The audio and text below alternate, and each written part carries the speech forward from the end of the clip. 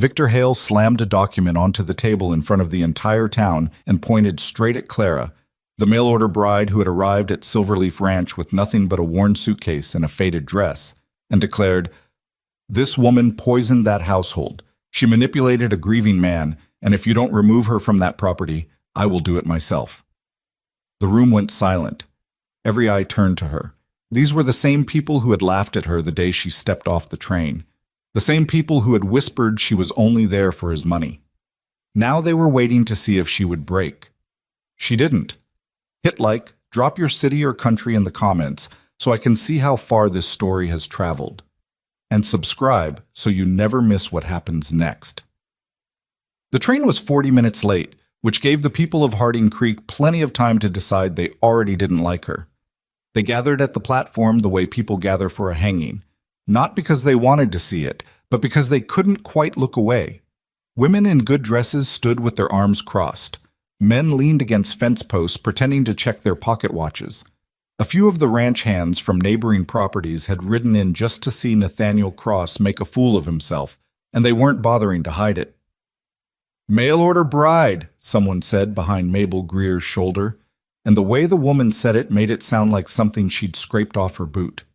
Mabel didn't respond. She just kept her eyes on the tracks. Nathaniel Cross stood apart from the crowd, which was where he always stood. He was a tall man, broad through the shoulders, with the kind of face that had been weathered by years of work rather than years of worry.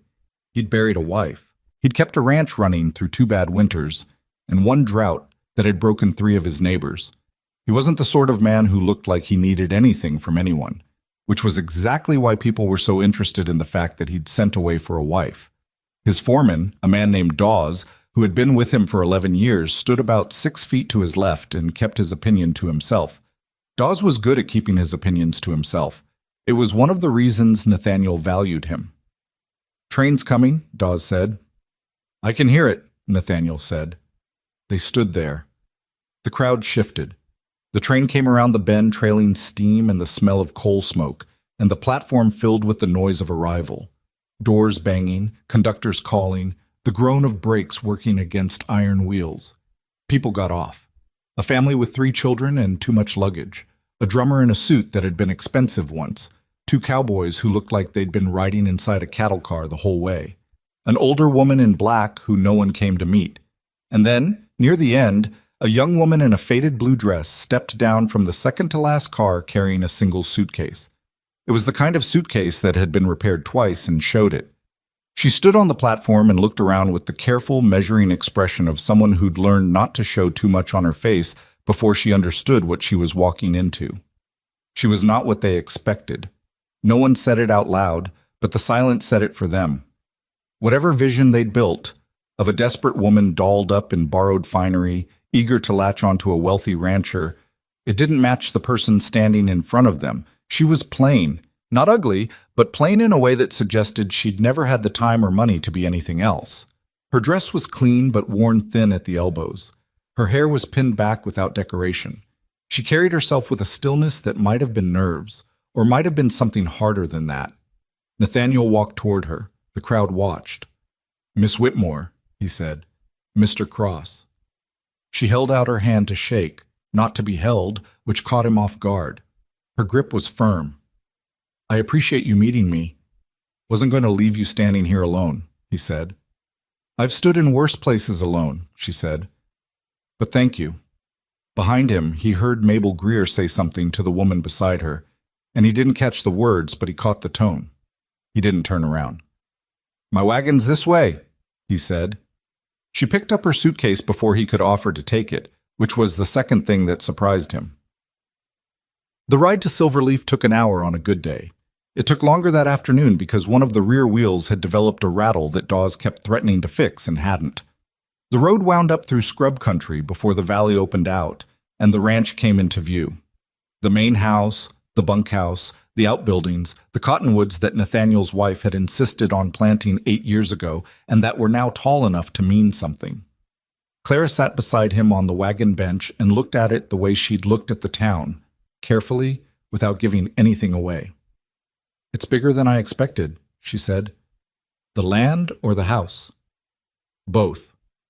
He didn't say anything to that. After a moment, she said, "The advertisement didn't mention children."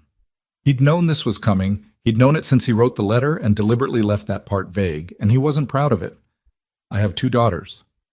Eliza is 11. Rose is 7. She turned to look at him. "That's not something you leave out." "No," he agreed. "It isn't." "Why did you?" He kept his eyes on the road. "Because I needed someone who would actually come." She was quiet for long enough that he thought she might be deciding whether to ask him to turn the wagon around. Finally, she said, "What happened to their mother?" "Fever.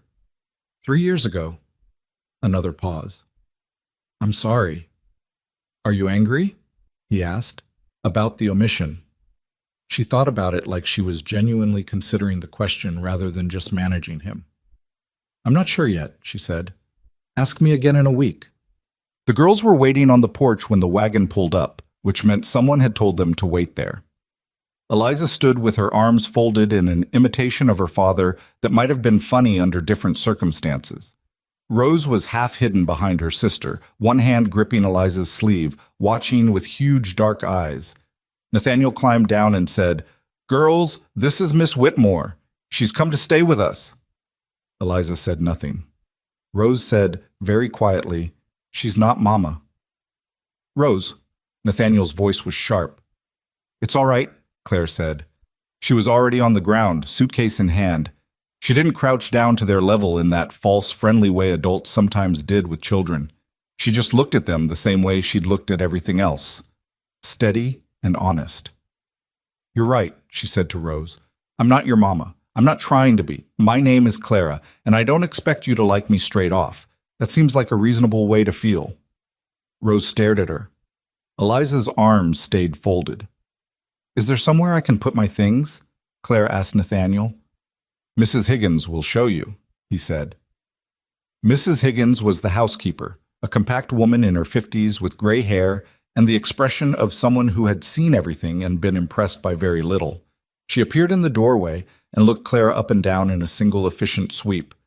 "This way," she said, without warmth. Clara followed her inside.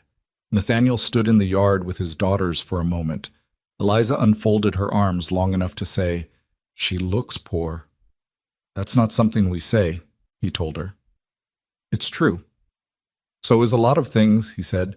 "Doesn't mean we say them." He went inside after Clara. Eliza looked at Rose. Rose looked back. "I don't like her," Eliza said. Rose thought about it. "She talked to me like I was a regular person." "So?" "So Mrs. Higgins doesn't do that." Eliza had no answer for that. They stood on the porch a little longer before going in. Mrs. Higgins showed Clara to a room at the end of the upper hallway that had a window overlooking the back of the property and a bed with a quilt that had been washed so many times it had gone soft. The room was clean.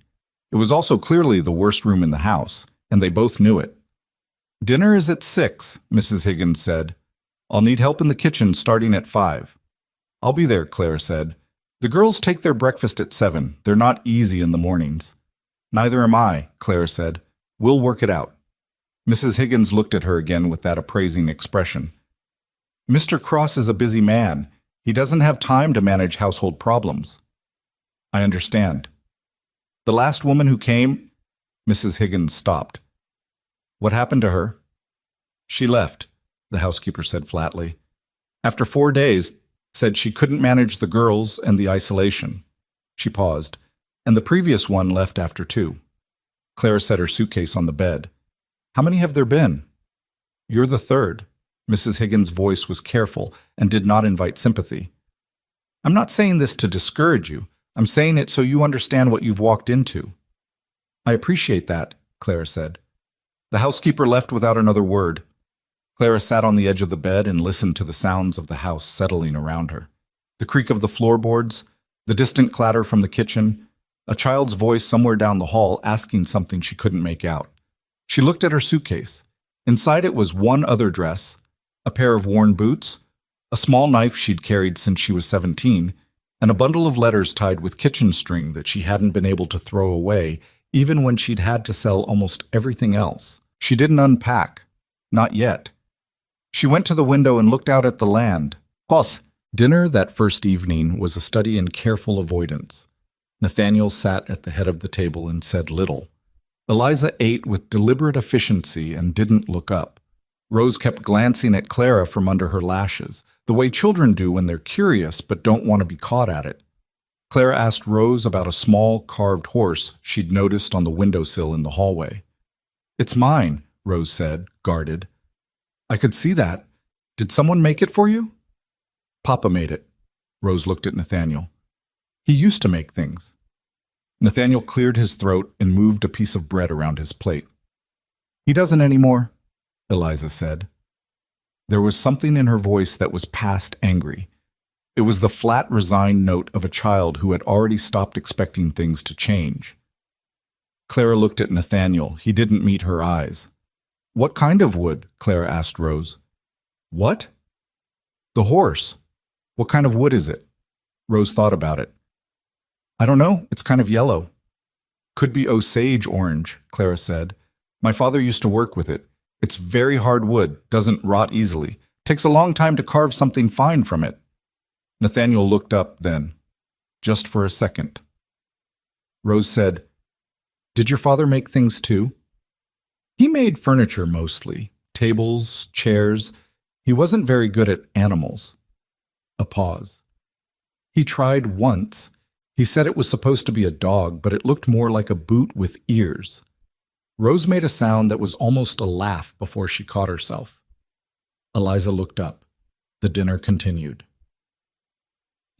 After the girls had gone to bed, Nathaniel found Clara in the kitchen, washing the dishes that the ranch cook usually left until morning.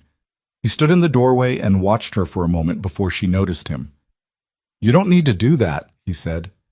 "I know," she said. "I don't mind." He came in and sat at the kitchen table. This was not something he typically did, and he felt the strangeness of it but didn't leave. "The girls weren't welcoming," he said. "They were honest," Clara said. "I prefer that. Eliza can be difficult. She's protecting her sister." Clara didn't stop working. "And her father, probably. It's what older children do when they feel like they have to." Nathaniel was quiet for a moment. "You seem to know a lot about that." "I was the older child," she said, "after our mother died." He hadn't known that. The letters they'd exchanged had covered practical things. Her experience managing a household, her age, her willingness to relocate. Neither of them had said much about the rest of it. "How old were you?" he asked. 14, she said. "My brother was 9. She paused with her hands in the water. "He's gone now, too. Different reasons." "I'm sorry. It was a long time ago." She went back to washing. "I'm not telling you for sympathy. I'm telling you because you asked, and I think we should be honest with each other if this is going to work." Nathaniel leaned forward with his elbows on the table. "What do you think we need to be honest about?" She turned to look at him. "You didn't mention the children in your advertisement because you thought I'd say no." "I told you, Shay. I know what you told me. I'm not relitigating it." She dried her hands on the towel by the basin. "I want you to understand that I'm still here. I saw the house. I met the girls. I understand what I've come into. And I'm still here." He studied her. "Why?" "Because this place is real," she said. "And I needed something real." She said it simply, without drama, and that was what made it land differently than he expected. He'd braced for something more calculated. A performance of virtue, maybe, or a bid for sympathy. This was neither.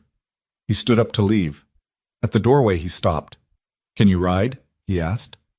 "Not well," she said, "but I learn quickly. Dawes can take you around the property tomorrow morning if you want to see it." "I'd like that," she said. He nodded and went to bed. The next 3 days passed in a way that felt like the ranch was waiting to see what she would do. The servants, 2 of them, a girl named Hattie, who was barely 16, and a ranch hand named Clem, who helped with the heavier indoor work, watched Clara with the particular attention of people who expected her to fail and wanted to be there when it happened. They weren't cruel about it. They were just careful. They kept their distance. They didn't offer help she hadn't asked for. They answered her questions with the minimum required and went back to their business. Mrs. Higgins was harder to read. She was efficient and correct in all her dealings with Clara, and she offered no warmth and no hostility either. She simply watched. On the second morning, Rose came into the kitchen before sunrise and found Clara already there, learning the stove. "Why are you up?" Rose asked. "Couldn't sleep," Clara said. "You?" "I sometimes get scared when it's dark." Clara moved a chair closer to the fire and said, "Sit here then. I'm going to make biscuits. You can help if you want." Rose looked at the chair, then she sat in it. "I don't know how to make biscuits." "Neither do I exactly. I know the general idea. We'll figure it out." The biscuits came out lopsided and too brown on the bottom. Rose thought this was hilarious.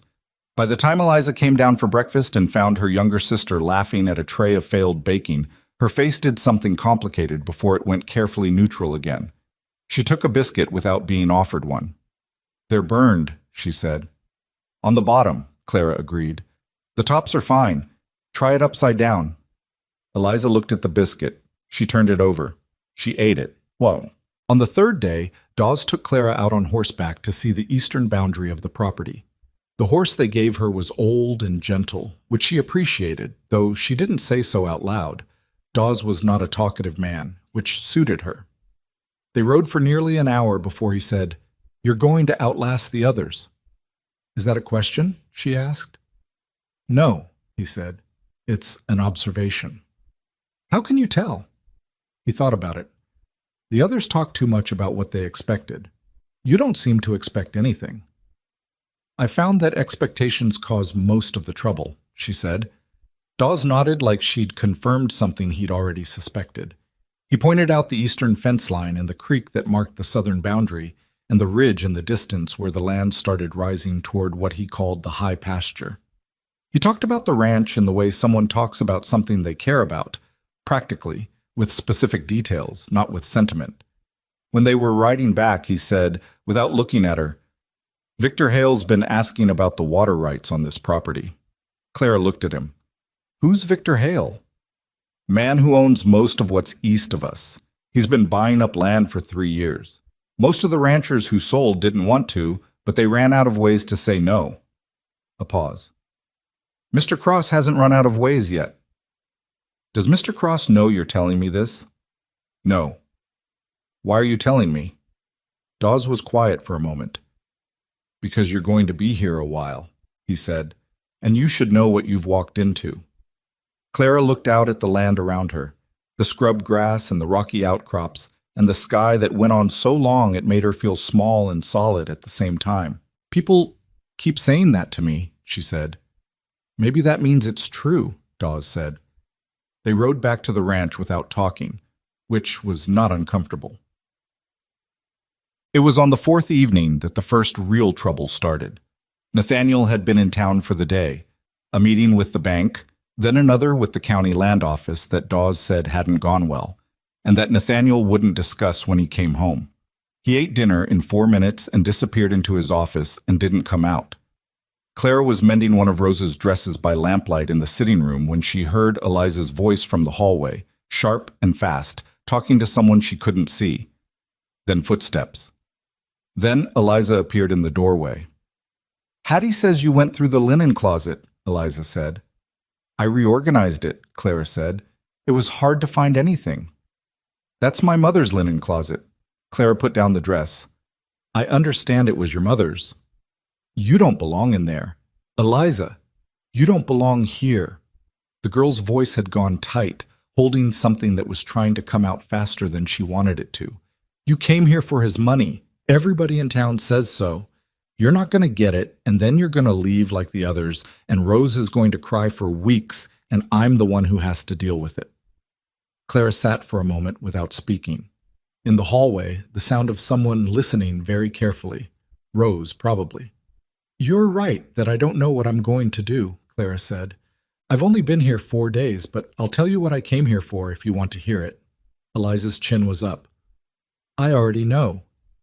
"You know what people in town say," Clara said. "That's not the same as knowing." She folded her hands in her lap. "I came from Ohio. My family had land there. Not as much as this, but enough. We worked it for 20 years, And then a man with better lawyers took it because he found a way to say the title wasn't clean. My father fought it for 3 years. He died fighting it. She said this plainly, the way you say a thing that is true and terrible and that you've had enough time to stop crying about, mostly. After that, I had nothing. I was going to lose the roof I was sleeping under. I answered your father's advertisement because I needed to go somewhere and build something, and I didn't have any other options that were honest. Eliza's expression had shifted, almost against her will. I didn't come for his money, Clara said. If I'd wanted money by dishonest means, there were easier paths than this. She picked up the mending again. But I understand why you don't believe me. You've had 2 women come here and leave, and I'm the third, and there's no reason to think I'll be different. I can't prove it to you with words. I can only stay. Eliza stood in the doorway for another moment. The linen closet was my mother's, she said, but the heat was gone from it. I'll ask before I touch anything of hers again, Clara said. That's fair. Eliza left without responding. 3 seconds later, a small figure came around the door frame. Rose. She had definitely been listening. Is it true? Rose asked. About your family's land? Yes, Clara said. That's really sad. It was, Clara agreed. But sad things end usually, or you get used to carrying them. Rose came and sat on the footstool near Clara's chair. She didn't say anything. She just sat there, the way children sometimes do when they've decided that a place is safe without being able to explain why. Clara went back to her mending. Outside, the wind had picked up, moving through the cottonwoods with a sound like water. That night, after Rose was in bed, Nathaniel came out of his office. He found Clara at the kitchen table with a cup of tea going cold in front of her, and a look on her face that he couldn't read in the lamplight. Eliza talked to you? He asked. We sorted it out, she said. She's protecting what's hers, Clara said. You don't have to apologize for that. He sat down across from her. He looked tired in a way that went past the day's work. The bank meeting didn't go well, he said, though she hadn't asked. Dawes mentioned something about Victor Hale. Nathaniel's expression changed. It went quieter and harder. What did Dawes say? Just that he's been acquiring land, that he's been asking about the water rights here. He can ask all he wants, Nathaniel said. The water rights on this property go back 20 years and they're clean. I've had 2 lawyers look at them. Does he know that? He knows, Nathaniel said. He just doesn't care. He said it with the weariness of someone who had already spent too much energy on a problem that kept returning. Clara watched him and thought about her father, about the particular exhaustion of fighting something that keeps coming at you from a direction you can't fully defend. What does he want exactly? He wants me to sell. He's been wanting it for 2 years. Nathaniel rubbed one hand across his face. This water, the creek and the aquifer underneath it, it feeds 3 properties, mine and 2 others to the south. If Hale gets Silverleaf, he controls all of it. And the other 2 ranchers? They're smaller operations. If I go, they'll go. They don't have the resources to fight him without me. He looked at his hands on the table. I'm not going to sell. I want that clear. I didn't ask you to, Clara said. He looked up. I'm just trying to understand what we're dealing with, she said. He studied her for a moment. That word, we, had come out of her naturally, without performance, and he didn't know what to do with that. He wasn't sure he was ready for anyone to use that word in this house. It's late, he said. It is, she agreed. He stood up. At the door he stopped, which was becoming a habit with him. You said earlier this week that you needed something real, he said. What did you mean by that? Clara looked at her cold tea. I meant that I'd been told a lot of things that weren't what they appeared to be. By people I trusted. By people I didn't know well enough not to trust.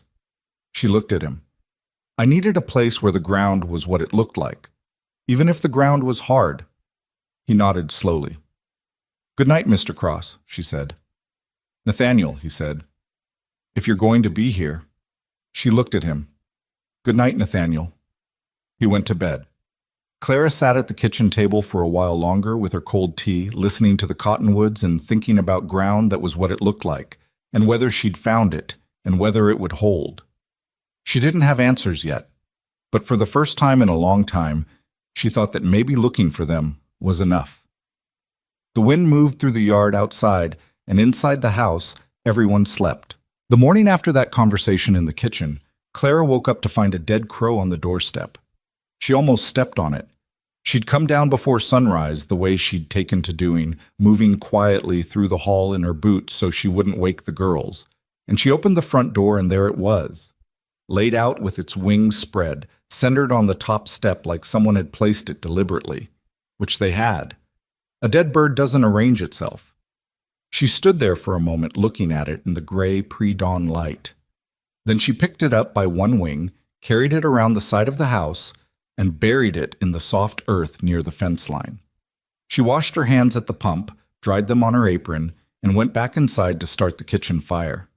She didn't mention it to anyone, but she didn't stop thinking about it either. Hattie came in an hour later and found Clara already deep into breakfast preparation, and something in the girl's expression when she looked at the front door, a quick checking glance, told Clara that Hattie knew what had been there and had expected to find it still there. Whether she'd put it there herself or just known about it, Clara couldn't say. She filed it away. "Good morning, Hattie," she said. "Morning," Hattie said, and went to her work. They moved around each other in the kitchen with careful efficiency and said nothing more about it. Nathaniel left for the north pasture before the girls were up, which was his habit on weekdays. He had a ranch to run, and the ranch didn't wait for domestic arrangements to settle themselves. Clara understood this. She didn't need him underfoot. What she needed was to learn the rhythms of the place fast enough to be useful rather than just present. She spent the morning with Mrs. Higgins going through the household accounts, which told her several things at once. The ranch was solvent, more than solvent actually, which surprised her given the 2 bad winters Dawes had mentioned. Nathaniel had managed the finances with the same focused stubbornness he seemed to bring to everything else. But the household itself had been running without real management for close to 3 years. Things had gone unordered, unrepaired, unnoticed. A woman who was paying attention could see it in the ledgers. The gaps where decisions hadn't been made, the places where money had been spent in ways that didn't make sense because nobody was tracking the bigger picture. Mrs. Higgins watched her reading through the books with her arms crossed and the expression of someone waiting to be told they'd done something wrong. "This isn't a criticism," Clara said without looking up. "You've been managing all of this alone. That's not one person's job." Mrs. Higgins was quiet for a moment. "Mr. Cross didn't want interference in the household accounts after Mrs. Cross passed." "I understand." Clara turned a page. "I'm not going to go over his head, but some of these supply orders need consolidating, and there are 2 repair items here that have been listed as pending for over a year. That costs more than fixing them would have." "I know that," Mrs. Higgins said stiffly. "I know you know. You've been trying to manage it with what authority he gave you." Clara closed the ledger and looked at the housekeeper. "I'd like to take over the household accounts. Not to change anything without your input. You know this place better than I do, but there needs to be someone making decisions." Mrs. Higgins considered her. The appraisal was slower this time, more careful. "The last woman who came wanted to redecorate the parlor," she said. "First week." "I don't care about the parlor," Clara said. "The one before that wanted to dismiss Hattie." "Hattie stays," Clara said. "She works hard." Something shifted in Mrs. Higgins' face. Not warmth, not yet, but the absence of a certain resistance. "I'll show you the storage inventory," she said. "It hasn't been done properly since spring." "Good," Clara said. "Let's start there."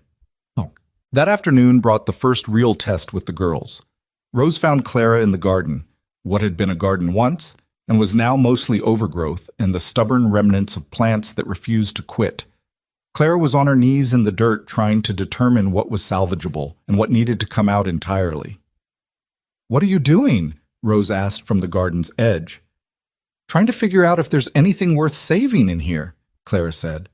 Rose came closer and looked at the tangle of dead stems and persistent green shoots pressing up through the mess. "Mama planted this." "I know," Clara said. "Mrs. Higgins told me." She sat back on her heels. "I'm not going to rip it all out. I just want to see what's still alive." Rose crouched down next to her with the natural ease of a child for whom crouching was still comfortable. She pointed at a cluster of low leaves near the fence. Those come up every year, even when nobody does anything. What are they? I don't know. They have little purple flowers in summer. Might be salvia, Clara said. It's tough, doesn't need much. She brushed some dead material away from the base of the plants. The stems underneath were green. Still alive. Good. Rose picked up a twig from the ground and poked at the dirt thoughtfully. Why do you want to fix the garden? Because it's here and it could be better, Clara said. And because your mother took the trouble to plant things, and that deserves some respect. Rose looked at her sideways. Eliza says you're going to leave. Eliza's preparing herself, Clara said. In case I do. That's smart. Are you going to leave? Clara thought about giving a reassuring answer, the kind adults give children when they want the conversation to be over. She decided against it. I don't plan to, she said, but I've learned not to make promises about things I can't fully control. What I can tell you is that I'm not looking for a reason to go. Rose poked the dirt some more. Eliza cried for 2 weeks after the second woman left. She didn't think I knew, but I could hear her at night. Clara felt the specific, dull weight of that land on her. She didn't say anything immediately. She went back to clearing around the base of the salvias. That won't happen again because of me, she said finally. That much I can promise. Rose seemed to accept this. She stayed in the garden for another 20 minutes, not helping exactly, but present in the way children are present when they've decided something matters. When she finally got up to go back inside, she said, The purple flowers smell good, in case you were wondering. I'll remember that, Clara said. Eliza came that evening with a different kind of test. She appeared in the doorway of the room Clara used as a small sitting space and held out a torn dress, one of her own, the hem ripped halfway around and a seam opened at the side. She held it with the stiff arm of someone who wanted something but didn't want to have to ask. Mrs. Higgins usually fixes these, she said, but she's got the headache. I can fix it, Clara said. Eliza didn't move from the doorway. Do you know how? Well enough. Clara held out her hand. Eliza came in and gave her the dress, then stood there with her hands at her sides. She clearly intended to watch, which was fine. Let her watch. Clara threaded a needle and started on the hem. She worked with the efficient movements of someone who had mended a lot of things without the luxury of doing it slowly. After a few minutes, Eliza sat down in the chair across from her, not asked, but not unwelcome. How did it tear? Clara asked. I was climbing the fence in the south pasture and it caught. What were you doing at the south fence? Looking for the colt. He gets out sometimes through a gap in the lower rail. Eliza paused. Did you tell Papa? I haven't seen your father since morning, Clara said, and it's not my place to report on you. Eliza considered this. The other women always told him things. What kinds of things? Just things. Trying to make him like them more, I think, by telling him how much they'd done or what we'd been doing. She picked at the edge of her sleeve. It felt like being watched. I'm not here to watch you, Clara said. I have enough to do. She finished the hem and started on the side seam. Eliza watched her hands. You're fast, Eliza said. I've had a lot of practice. Clara didn't elaborate, and Eliza didn't push. They sat in a silence that wasn't quite comfortable but wasn't hostile either. The kind of silence that exists between two people who are still figuring out what the other one is. When she was done, Clara shook out the dress and handed it back. Eliza inspected it. The repair was invisible. She looked up. Thank you, she said, which clearly cost her something. Any time, Clara said, and meant it. 3 days later, Clem, the ranch hand who helped with indoor work, left the back door unlocked overnight. This in itself was not unusual. What was unusual was that when Clara came down in the morning, she found the pantry latch open and half the cured pork missing from the shelf. Not fallen, not misplaced, taken. She could see where the wrapping had been cut. She mentioned it to Mrs. Higgins, who went pale in a way that suggested this wasn't the first time something had gone sideways, and she knew more about the landscape of this particular problem than she'd said. Has this happened before? Clara asked. Small things, Mrs. Higgins said carefully. I wasn't sure. Who else has access to the back of the house at night? Mrs. Higgins' expression went carefully blank. Anyone who knows where Clem leaves the key. Clara looked at her steadily. And who would that be? Ranch hands come and go, Mrs. Higgins said. Some of them know the property better than they should. This was not a direct answer. Clara decided not to push it yet. She went to Nathaniel that evening. He was in his office going over maps, land surveys by the look of them, spread across his desk with weights holding the corners down. He looked up when she knocked. Something's wrong, he said, reading her face before she spoke. Maybe. I want to show you something. She laid out what she'd found and what Mrs. Higgins had said, and let him draw his own conclusions. He listened without interrupting, which she'd noticed was how he listened to things that mattered. When she was done, he was quiet for a moment. Then he said, Clem's been with us for 2 years. I know. You think he left the door open on purpose? I think someone wanted access to this house, she said. Whether Clem did it deliberately or just left an opportunity that someone else took advantage of, I don't know yet. But it wasn't an accident. Nathaniel leaned back in his chair and looked at the ceiling for a moment. Hale's name keep coming up in your thinking? Doesn't it in yours? He brought his gaze back down. He's tried subtler things than theft, he said. He spread a story last winter that the water on this property was carrying something that made cattle sick. Complete fabrication. Cost me 2 potential buyers for a herd I needed to sell. Did it work? Slowed things down. People in this town believe what they want to believe when it confirms something they already think. He picked up a pencil and set it down again. Hale knows that. He's very good at finding what people already want to think and giving it a reason. Clara heard the particular weight in that and understood it wasn't just about the town. What do they want to think about me? She asked. He met her eyes. That you came for money and you'll leave when you don't get enough of it fast enough. And does Hale know that's what people think? He knows everything people think. That's what makes him dangerous. He paused. He came by the ranch last month before you arrived, offered me a very generous price. I told him to get off my land. He didn't like that. No, he's not used to it. Clara thought about the crow on the doorstep. She still hadn't mentioned it. Now she did. Nathaniel's expression went very still when she told him. You should have told me, he said. I wanted to see if there would be more, she said. I didn't want to cause alarm over one incident. It is alarming, he said. Yes, she agreed, but not surprising. And I'd rather understand the pattern before I react to it. He looked at her with the particular expression she'd noticed he used when she said something that didn't fit his expectations, like he was recalibrating. I'll talk to Clem, he said, and I'll have Dawes do a check of the property lines. If Hale's sending someone onto my land, don't move too fast, Claire said. He frowned. Why? Because if whoever's watching this place sees you react, they'll know someone talked. And then you lose your advantage, which is that they think they haven't been noticed yet. She paused. My father made that mistake. He showed his hand too early, and Hale, the man who took our land, he used it. Nathaniel was very still. The man who took your family's land. His name was Hale? No, she said. Different man, different state. She looked at him. But the same kind of person, same methods, same certainty that he's owed things other people built. The quiet in the room went a different quality. I'm not going to lose this land, Nathaniel said. I know, she said.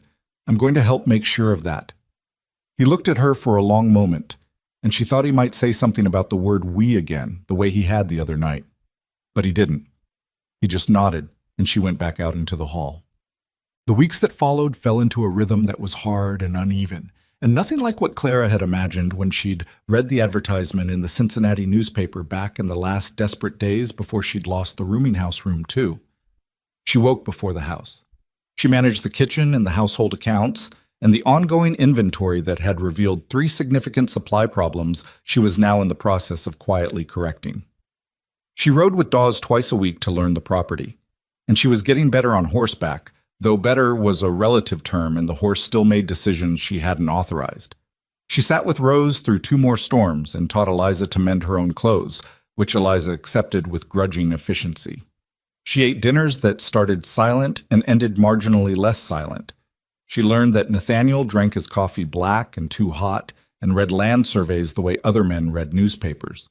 She learned that Eliza kept a journal she thought no one knew about, and Rose talked in her sleep. She also learned that someone was watching the ranch.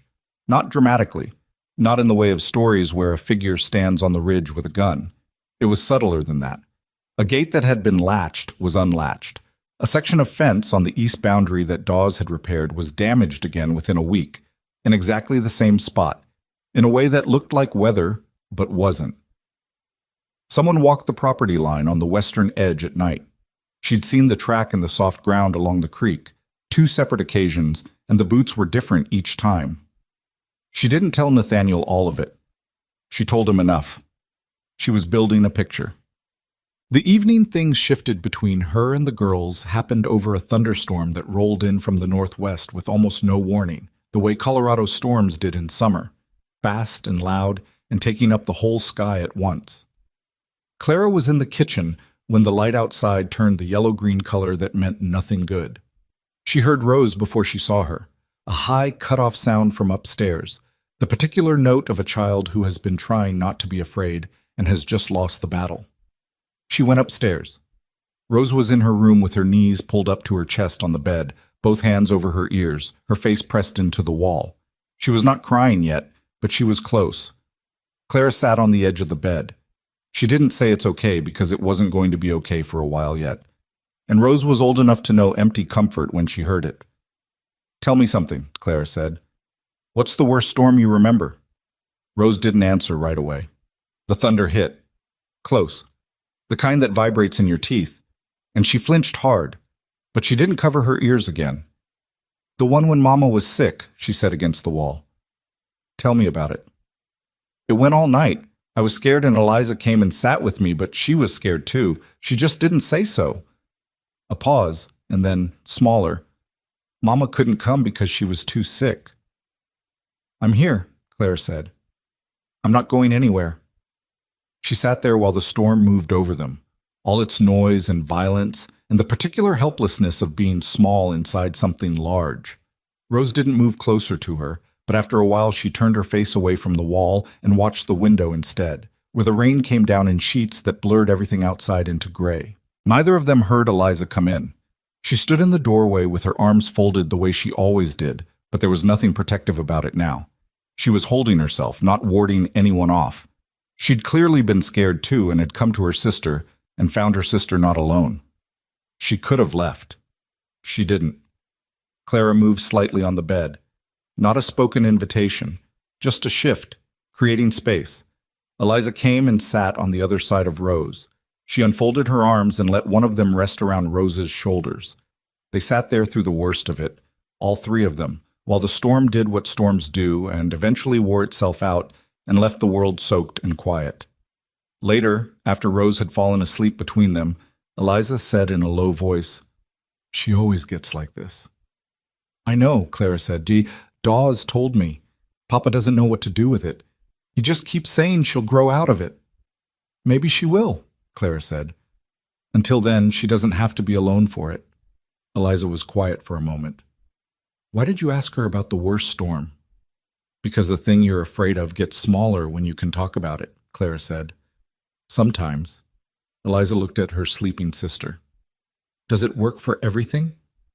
"No," Clara said honestly. "Not everything." They sat there a while longer in the dark room with the rain tapping out its last quiet measures against the window. It was a week after the storm when Victor Hale came to Silverleaf. Clara was in the yard when his wagon pulled up. A fine wagon, the kind that announced money without trying too hard. He was a big man, heavier than Nathaniel, but not taller, with a face that had been handsome once and had settled into something that wanted to be distinguished. He wore his good clothes to a ranch call, which told her something about him. He was always performing. He saw her, and his face did the quick calculation men like him do when they encounter a woman they hadn't expected. "You must be the new wife," he said, with the particular inflection that made new wife into a category rather than a description. "I'm Clara," she said. She didn't fill in the rest. He stepped down from the wagon. "Victor Hale, I have business with Nathaniel." "He's in the north pasture," she said. "I can get word to him, or you can wait." I'll wait, he said. His eyes moved around the yard, noting things. She could see him noting them. The repaired fence section by the barn, the fresh order of supplies stacked near the outbuilding, the small changes she'd made in the 6 weeks since she'd arrived. Things look different, he said. They often do, she said, when someone's paying attention. He looked at her then, really looked, the way he hadn't done before because he'd assumed she didn't require it. She kept her expression pleasant and her eyes level, and she thought, I know exactly what you are. He smiled.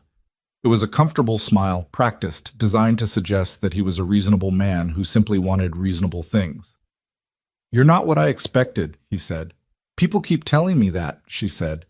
He laughed, a short, genuine sound that surprised her, though she didn't show it. I can see why he chose you, he said, like it was a compliment. I'll get word to Nathaniel, she said, and went inside. She told Dawes, not Hattie, which was deliberate. She also went to the kitchen window where she could see the yard and watch Hale waiting without him knowing she was watching.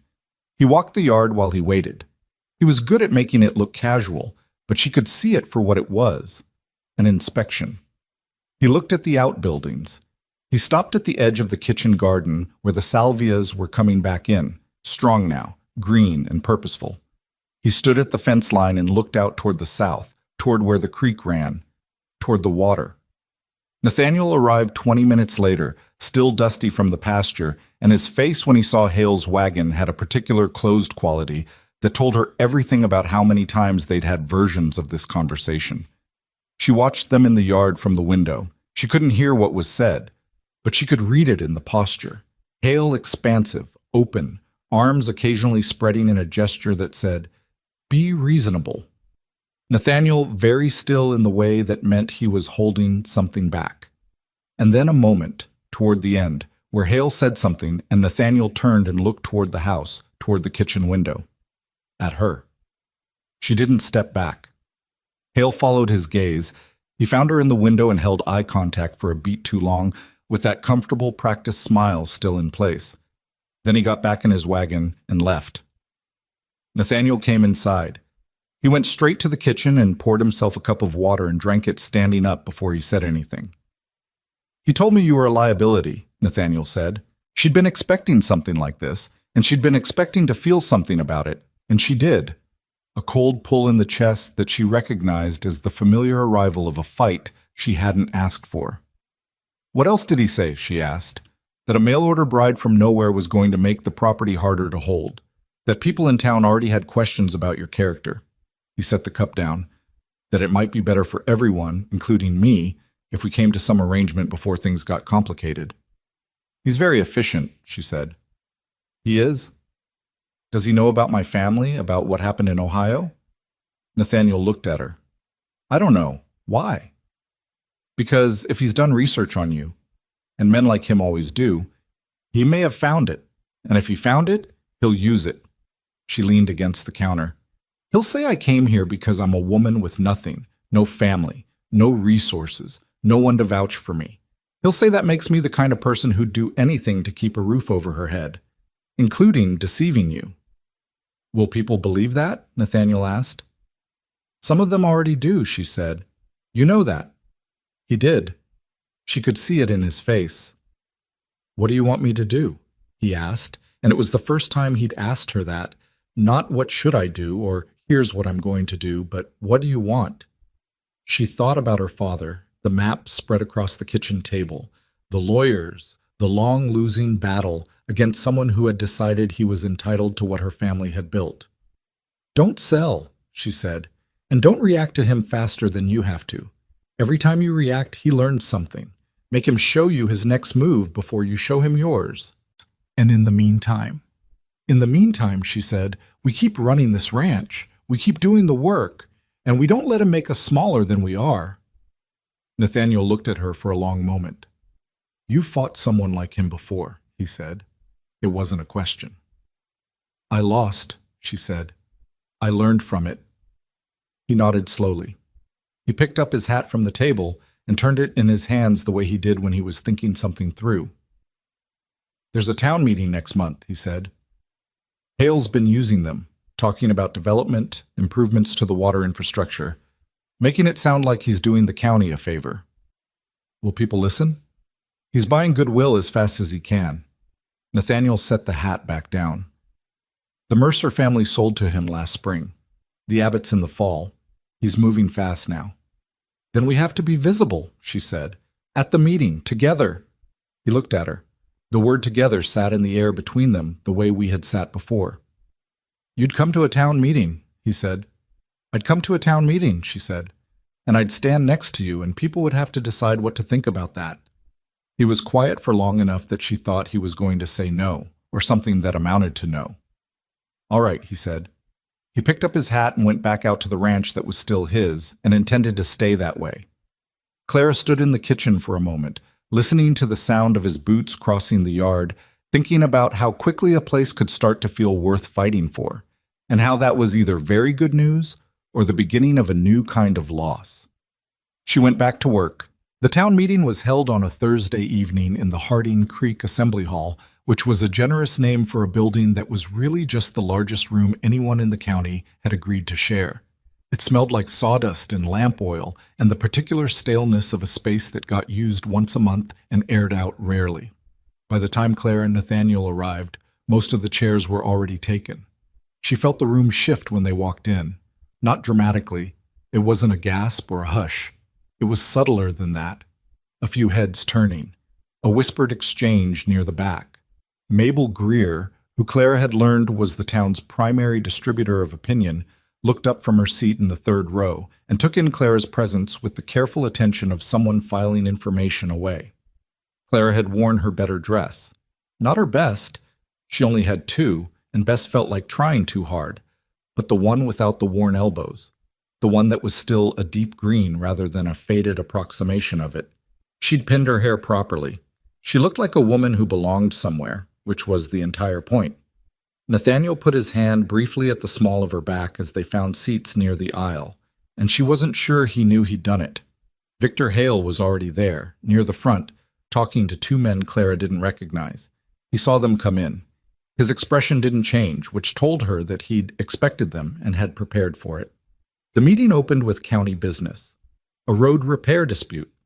A boundary question between two families who'd been arguing about it since before Clara arrived and would likely be arguing about it after she was gone. Clara listened without comment and watched the room. Hale waited. That was part of his method. He'd learned to let impatience work for him, to let people wonder when he was going to speak, so that when he finally did, the room was already leaning toward him. He spoke for 12 minutes about water infrastructure. He used the words community and future and responsible development in a way that made them sound like they meant something specific when they didn't. He talked about the drought risks the county faced, the need for centralized water management, the fact that several properties were sitting on resources that could benefit everyone if managed correctly. He never said Silverleaf by name. He didn't have to. When he finished, a man named Garrett, who ran a small operation south of the Cross property, asked what centralized management would actually mean for current water rights holders. Hale smiled the comfortable smile. Existing rights would be honored, he said. We're talking about improvement, not replacement. Honored how? Garrett pressed. On paper or in practice? Both, Hale said easily. I wouldn't have it any other way. This was a lie. Clara was certain of it, and she was equally certain that most of the people in the room didn't have enough information to know it was a lie. They wanted to believe it because the alternative was a fight, and fighting was expensive. She leaned slightly toward Nathaniel. Does Garrett know about the Abbott situation? She murmured. Some of it, Nathaniel said quietly. Can he get the rest? I can talk to him after. She sat back. Hale was taking questions now from the easier part of the room, the people who nodded along and asked about timelines and process rather than anything with teeth. Clara watched him work and thought about the man who had taken her family's land, and how he'd used the same technique, make the complicated things sound simple, make resistance sound selfish, give people a story they could tell themselves about why going along was the reasonable choice.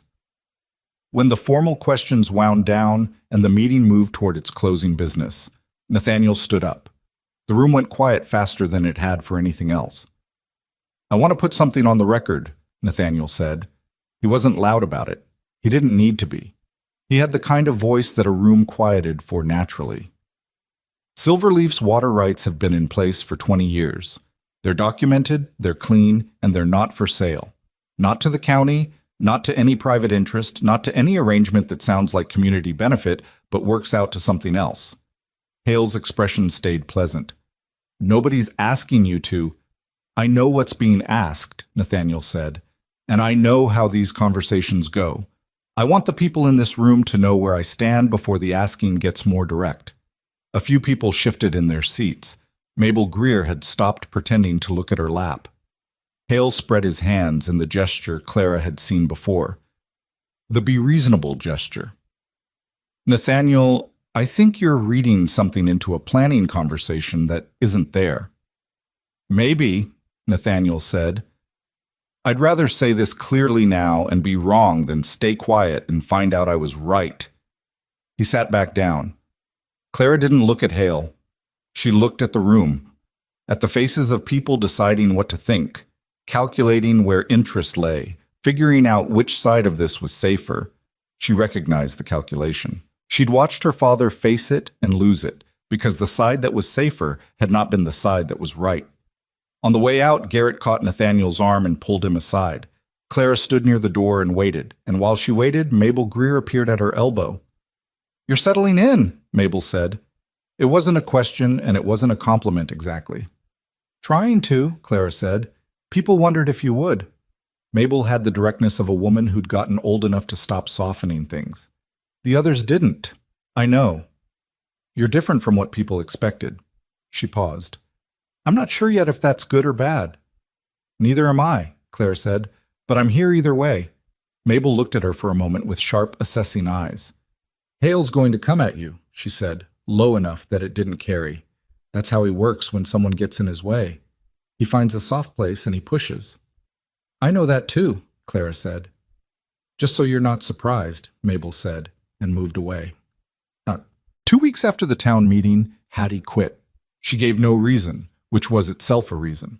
She'd been with the ranch for 3 years, and she left on a Tuesday with her things packed in a flour sack and a face that showed nothing except the careful blankness of someone who has been told what to do and is doing it.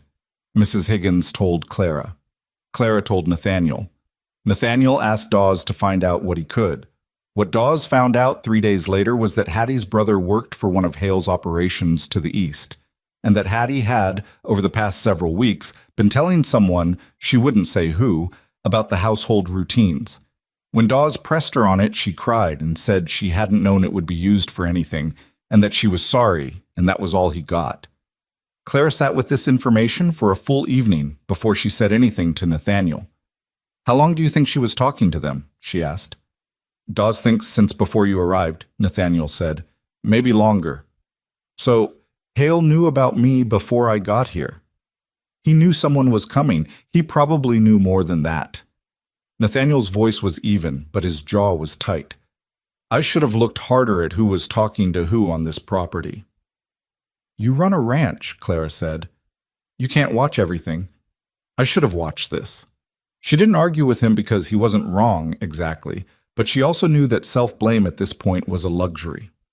What matters now is figuring out what he knows and what he's planning to do with it, she said. He knows the household routines. He knows the supply schedules. He knows...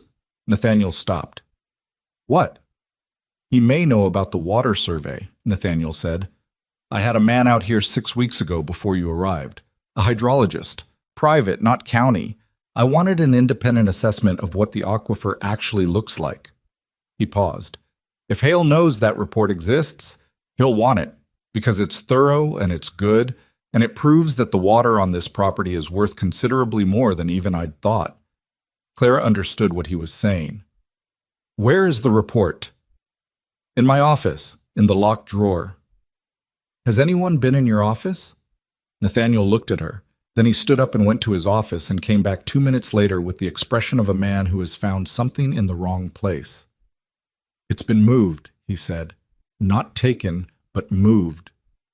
Someone read it, Clara said, or tried to copy it. He sat back down heavily. The drawer was locked. The lock hasn't been forced. Does Mrs. Higgins have a key? She has a key to the house. Not to that drawer. Clem?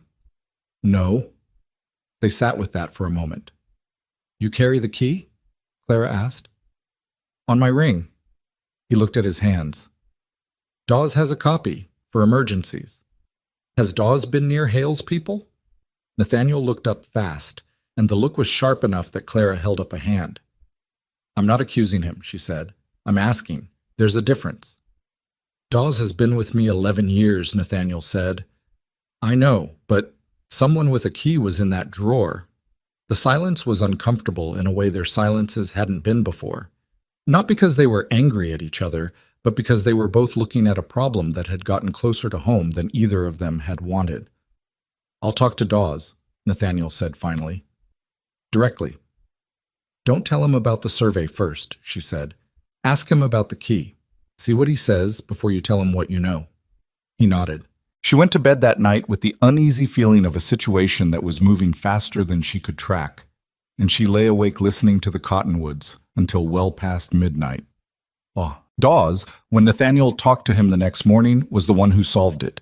He hadn't lent the key and hadn't been near Hale's people, but when Nathaniel described the situation, he was quiet for a moment and then said, Clem had my coat last month. When his got soaked through, wore it for a day. The key ring had been in the coat pocket. Clem, when confronted, didn't deny it. He was 23 years old and had a younger sister whose medical bills had been paid by someone he wouldn't name, and he'd been making what he thought were small trades ever since. Information for money, nothing that seemed like it would matter.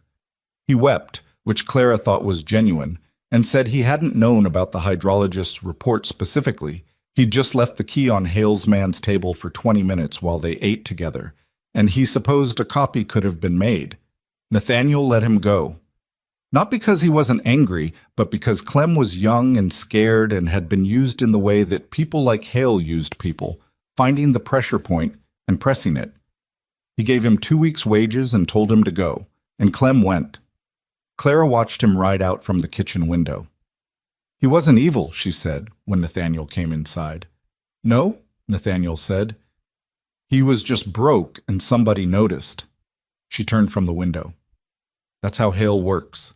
He finds the broke ones, the scared ones, the ones who have something they're protecting and not enough resources to protect it on their own. She paused. He did the same thing to a man who worked for my father. Found out the man owed money on a debt he was ashamed of, paid the debt, and owned the man after that. Nathaniel looked at her. You've been living with this longer than I have. I've been living with what comes after, she said. That's different. He came and stood near the window beside her, looking out at the yard where Clem's horse was now just a shape on the far end of the road. I'm going to go to the county land office, he said. I want certified copies of every document related to this property, water rights, land title, everything. If that report exists and Hale has a copy, I want to make sure there's a clear legal record of what this land is worth and who it belongs to. Good, she said. I want to come with you. He looked at her. 2 witnesses are harder to dismiss than 1, she said. And I can read a legal document. My father taught me. It was the most useful thing he ever did for me, as it turned out. All right, he said. She went to get her coat. The land office in Harding Creek was run by a thin man named Pruitt, who wore his hair parted with the precision of someone who had very little else he could control. He was polite to Nathaniel and invisible in his acknowledgement of Clara, which she was used to, and which told her he was the kind of man who registered women as background detail rather than participants. She let Nathaniel lead the conversation, and she read the documents. The water rights were clean, as Nathaniel had said. The land title was clean. But there was something in the transfer records from 15 years ago, a notation in the margin of 1 page, a surveyor's addendum that had been filed separately from the main record, and when Clara found it, she read it 3 times before she said anything. Nathaniel, she said quietly. He came and looked over her shoulder at the page. What is that? He asked. It's a secondary survey from the original land grant, she said. It was filed as an addendum, and it's in a different hand from the rest of the record. She pointed to a notation near the bottom. This references a mineral rights clause. It's written as a standard exclusion, but the language is unusual. I've seen language like this before. What does it mean? It might mean nothing. It might mean someone, a long time ago, tried to create a loophole in the title that could be used later to challenge the property's boundaries. She looked at Pruitt, who was pretending to organize papers on his desk with great concentration. Mr. Pruitt, who filed this addendum? Pruitt looked up with the expression of a man who has been hoping not to be asked. I'd have to check the original filing record. Please do, Clara said. He checked. It took longer than it should have. When he came back with the filing log, his face was carefully neutral. Filed by a surveying firm out of Denver, he said, 12 years ago. On whose instruction? The filing doesn't specify a client, he said. Can a filing not specify a client? She asked. Pruitt looked uncomfortable. It's irregular, he admitted. Irregular, she repeated. Is there a way to find out who commissioned the survey? You'd need to contact the firm directly, if they still exist. He paused. Some of those firms were consolidated. Consolidated by whom? Nathaniel asked, and his voice had gone to the very quiet end of his register, which Clara had learned was where it went when he was most alert. Pruitt said nothing. Clara looked at Nathaniel. He looked at her. I'd like certified copies of everything in this file, Clara said to Pruitt, the main record and the addendum both. Notarized. That's your right, Pruitt said. It'll take a few days. We'll wait, Clara said pleasantly, but we'd like them before the end of the week. On the ride home, she told Nathaniel what she suspected, that the addendum had been placed in the record specifically to create an ambiguity that could be exploited later, that it was the kind of legal trap that required patience to set and patience to spring, and that it would only be useful to someone who had the resources to litigate and the time to wait. You think Hale put it there, Nathaniel said, or someone working for him did 12 years ago, before he'd even approached you about selling, she said. He's been planning this longer than you know. Nathaniel drove for a while without speaking. My wife would have missed that entirely, he said. Not because she wasn't smart, because she didn't read documents the way you do. It was an odd thing to say, and they both knew it. Clara didn't respond to it directly. My father made me sit with every paper that crossed our kitchen table, she said. Deeds, contracts, bills of sale. He said a woman who can't read a contract is a woman who can be cheated by one. Smart man, Nathaniel said. He was, she said, just not smart enough in other ways. She looked at the road ahead. He trusted people more than the situation warranted. And you don't? I trust specific people for specific reasons, she said.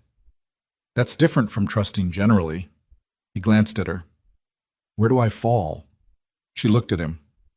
You're honest, she said, and you're stubborn about the right things. That's enough for now. He seemed to find this satisfactory, or at least he didn't push it further. They drove the rest of the way home in the kind of quiet that had been growing between them. Not empty, not comfortable exactly, but the kind of quiet that means two people are thinking about the same things in different ways. What happened 10 days later was not something Clara had seen coming, and that bothered her afterward more than the thing itself. She'd been careful, she'd been watching, she'd been building the picture piece by piece. The key, the survey, the addendum, Hale's movements, the pattern of small intrusions on the property. She thought she understood the shape of the danger. What she hadn't accounted for was how fast Hale could move when he decided to stop being patient. It started with the dinner. Mrs. Higgins had gone to her sister's for 2 days. Her sister was sick, a genuine illness, Clara had checked, and so Clara had taken over the kitchen entirely. She'd made a stew from the morning's slaughter, bread that had come out better than her first attempts, and a dried apple dish that Rose had requested with the particular specificity of a child who had decided to trust someone's cooking. Clara noticed the smile and looked away from it quickly. 2 hours later, Nathaniel was sick. He came out of his office white-faced and went to his room and didn't come back down. Clara found him an hour after that, badly sick, worse than she'd seen a person from a stomach illness. Fast and severe in a way that scared her in the specific cold way that useful fear works rather than panic. She went to check the girls. Rose was fine. Eliza had a headache she hadn't mentioned at dinner. That was all. Only Nathaniel was sick, and Nathaniel had eaten from a serving bowl that Clara hadn't touched. She'd been back and forth from the kitchen between servings, managing the bread, and she'd taken from the pot rather than the bowl on the table. She went to the kitchen, and she stood in front of that serving bowl for a long moment. Then she found Dawes. He came immediately. He looked at Nathaniel, looked at the bowl, and his face did something that Clara recognized as the same calculation she was making. "I'll ride for Doc Emery," he said. "Go now," she said. "Don't stop for anything." After he left, she was alone in the house with two girls and a man who was getting worse, and the knowledge sitting in her chest like a stone that someone had done this deliberately. She went over everything in her mind: the food preparation, who had been in the kitchen, the hour and a half between when she'd finished cooking and when dinner was served. She'd left the kitchen twice, once to get Rose's cardigan from upstairs, once to speak with Dawes about the fence line on the west boundary. Both times the stew had been on the stove and the serving bowl had been on the table, prepared. She hadn't locked the back door. She went to the back door and opened it and looked at the frame. There was no damage. The latch worked as it should, but when she crouched down and looked at the ground outside, the soft earth showed boot prints coming in from the east, from the direction of the kitchen garden, stopping at the door and then turning back. Someone had come in the back door while she was elsewhere in the house. Someone who knew the routine well enough to know she'd step away and for how long. Someone who had been inside before. She stood up. Her hands were steady, which surprised her. She'd expected to be shaking.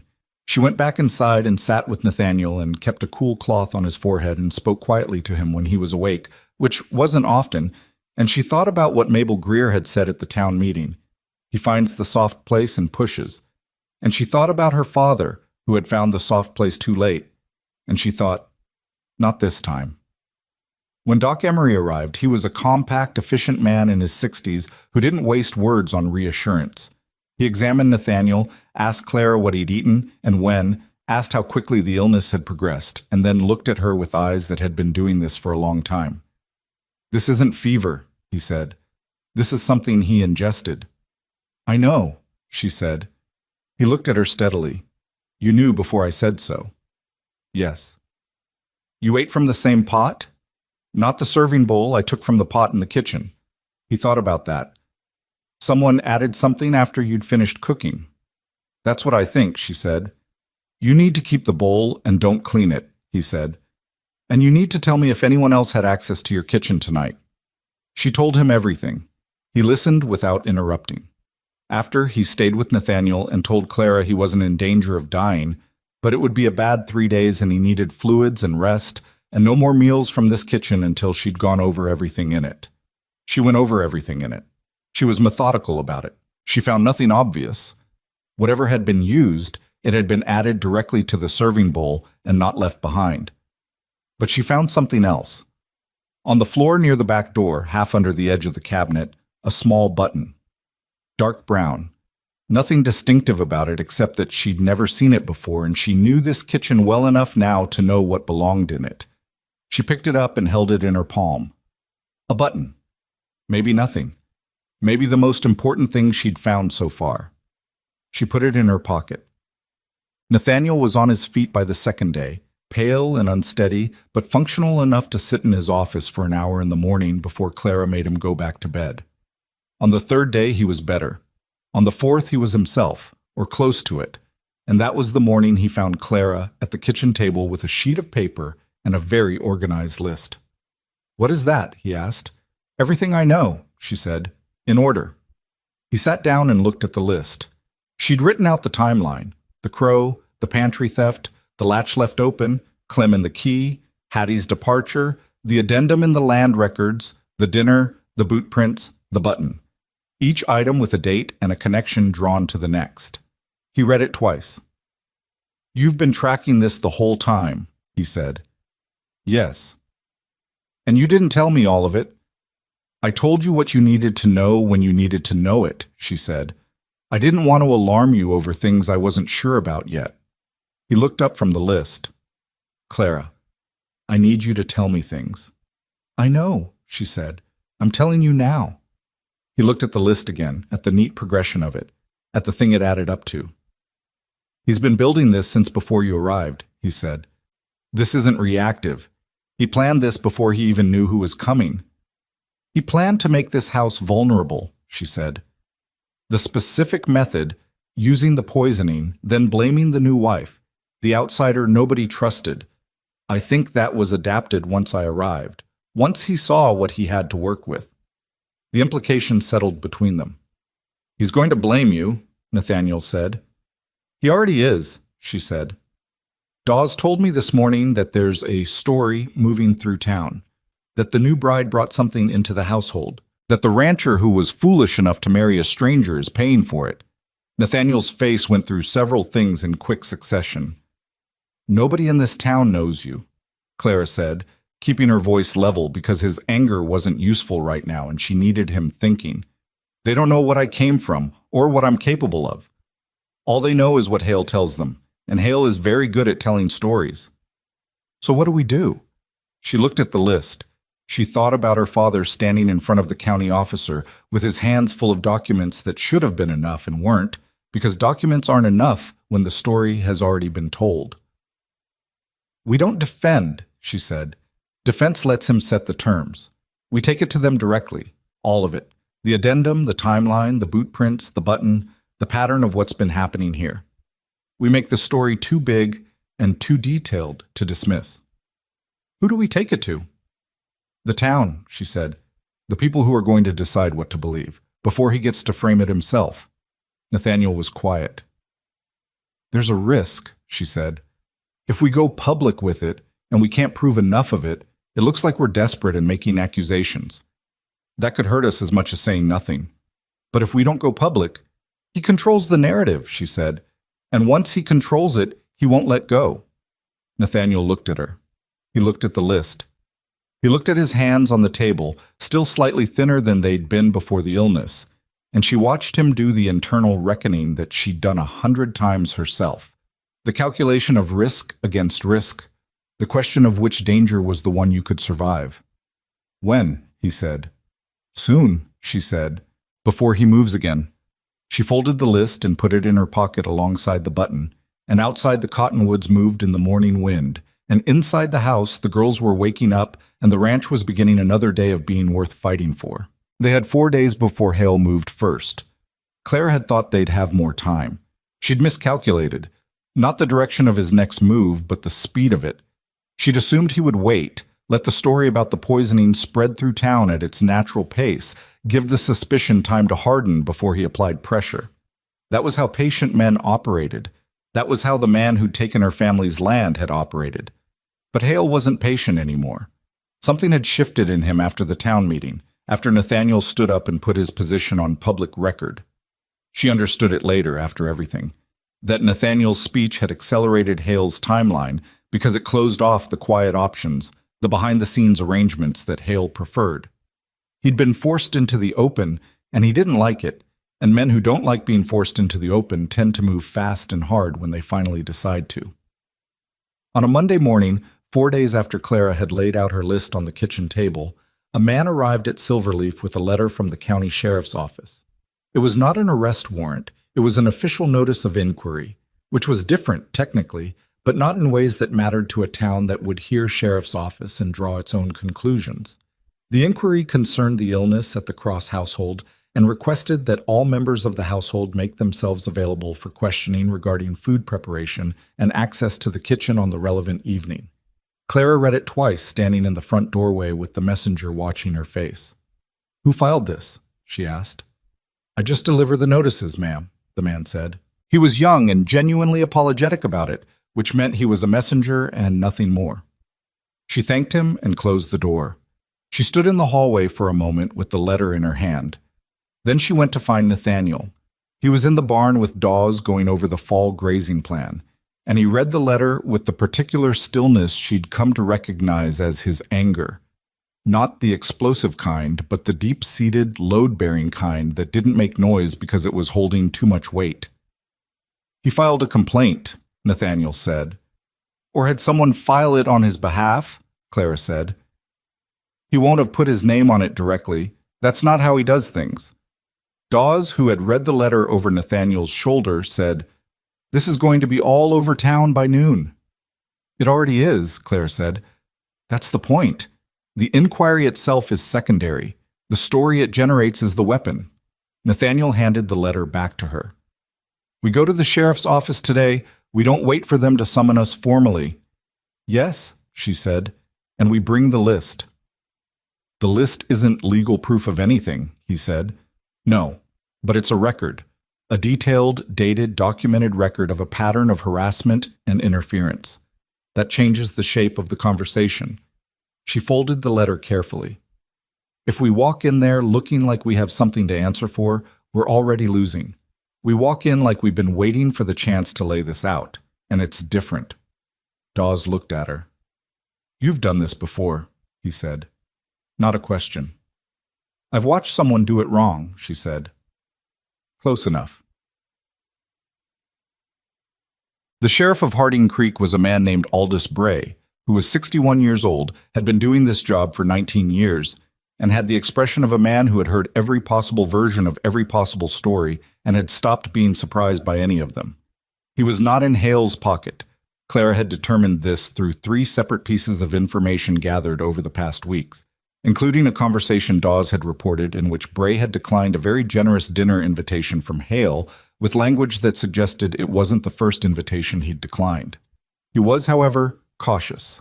He was the kind of careful man who waited to see which way a thing was going to fall before he put his weight on it, which made him honest but not necessarily useful in a crisis. He looked up from his desk when Nathaniel and Clara walked in without an appointment, and he looked at the letter Clara placed in front of him, and he said, I was going to send for you this week. We saved you the trouble, Nathaniel said, and we brought something. Clara laid out the list.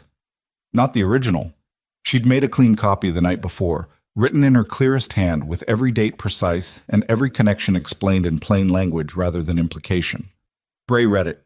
He was a slow reader, the kind who actually reads rather than skimming for the parts he expected, and Clara was glad of it. She sat across from his desk with her hands in her lap and let the document do the work it was built to do. When he finished, he looked up at her. You've been keeping this record the whole time. Since the first week, she said.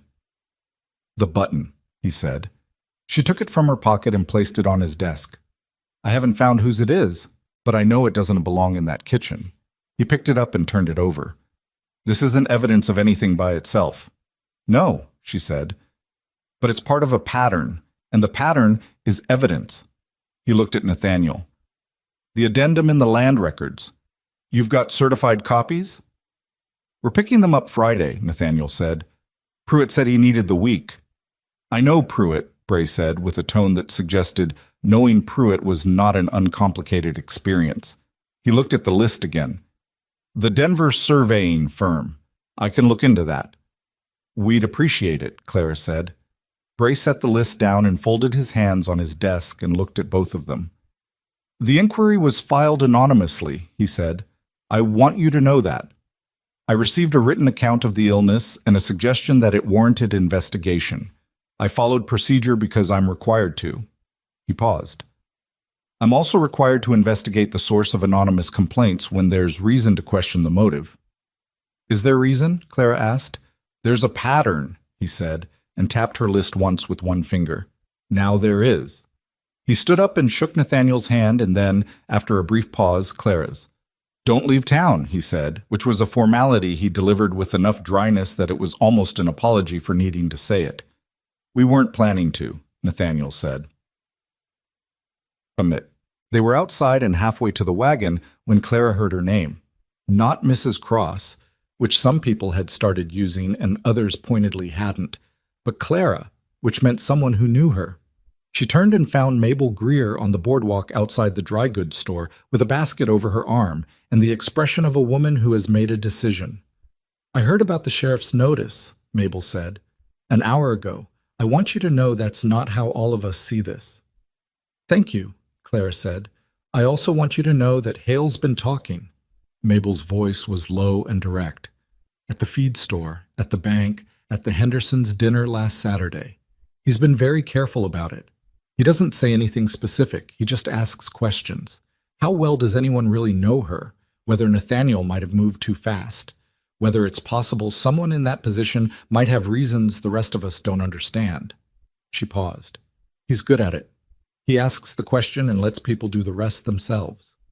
I know, Clara said. Some people are listening, Mabel said. I want you to understand the size of what you're dealing with, not to discourage you, because you need to know the actual thing, not a smaller version of it. Clara looked at her. What would you do? She asked. In my position. Mabel was quiet for a moment. She was the kind of woman who didn't answer quickly because she actually thought about the question before she did. I'd make sure people saw you, she said finally. Not talking about yourself, not defending yourself, just being here, being real. Hale's picture of you is an idea. The more people see the actual person, the harder it is to hold on to the idea. The town social, Clara said. 2 weeks. Mabel nodded once. Be there. Both of you. Bring the girls. She moved on down the boardwalk. Clara watched her go. Nathaniel had been close enough to hear.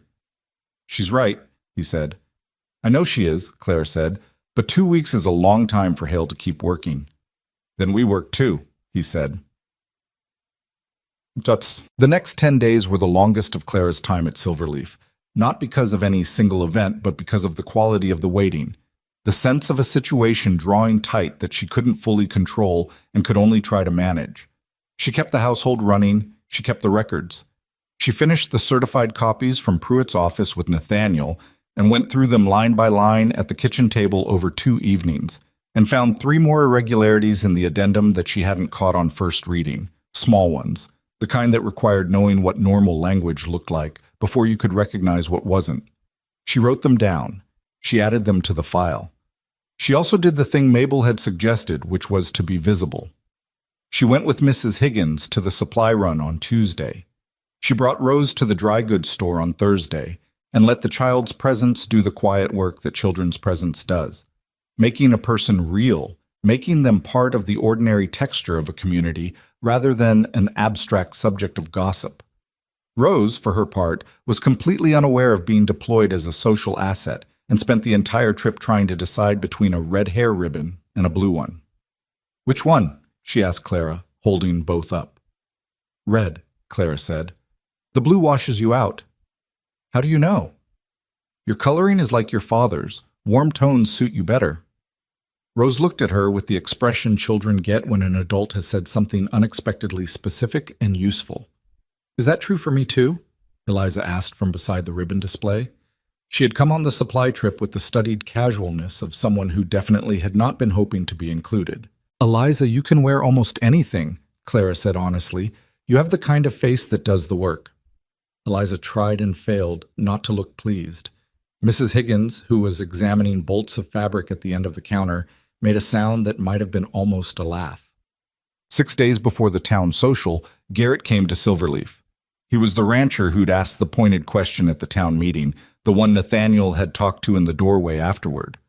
He arrived on horseback in the mid-afternoon and tied up at the post, and came to the front door with his hat in his hands, and the look of a man who has been thinking about something for a while and has finally decided to say it. Clara brought him to the kitchen. The kitchen, not the parlor, because the kitchen was honest and the parlor was formal, and she wanted this conversation honest. She made coffee. He sat at the table. The Abbott land, he said when Nathaniel joined them. I've been looking into it, how Hale acquired it. And, Nathaniel said, there was a water dispute. Minor one, the kind that happens between neighbors. But Hale got involved. He offered to mediate, said he had contacts in the county office who could sort it out quickly. The Abbotts were grateful.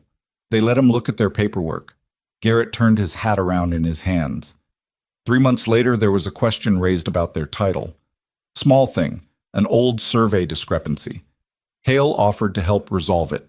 Then he offered to buy them out, said it would be cleaner than fighting the title issue. They took the offer. He paused. Sound familiar? The room was quiet. The survey discrepancy, Clara said. Where was it filed?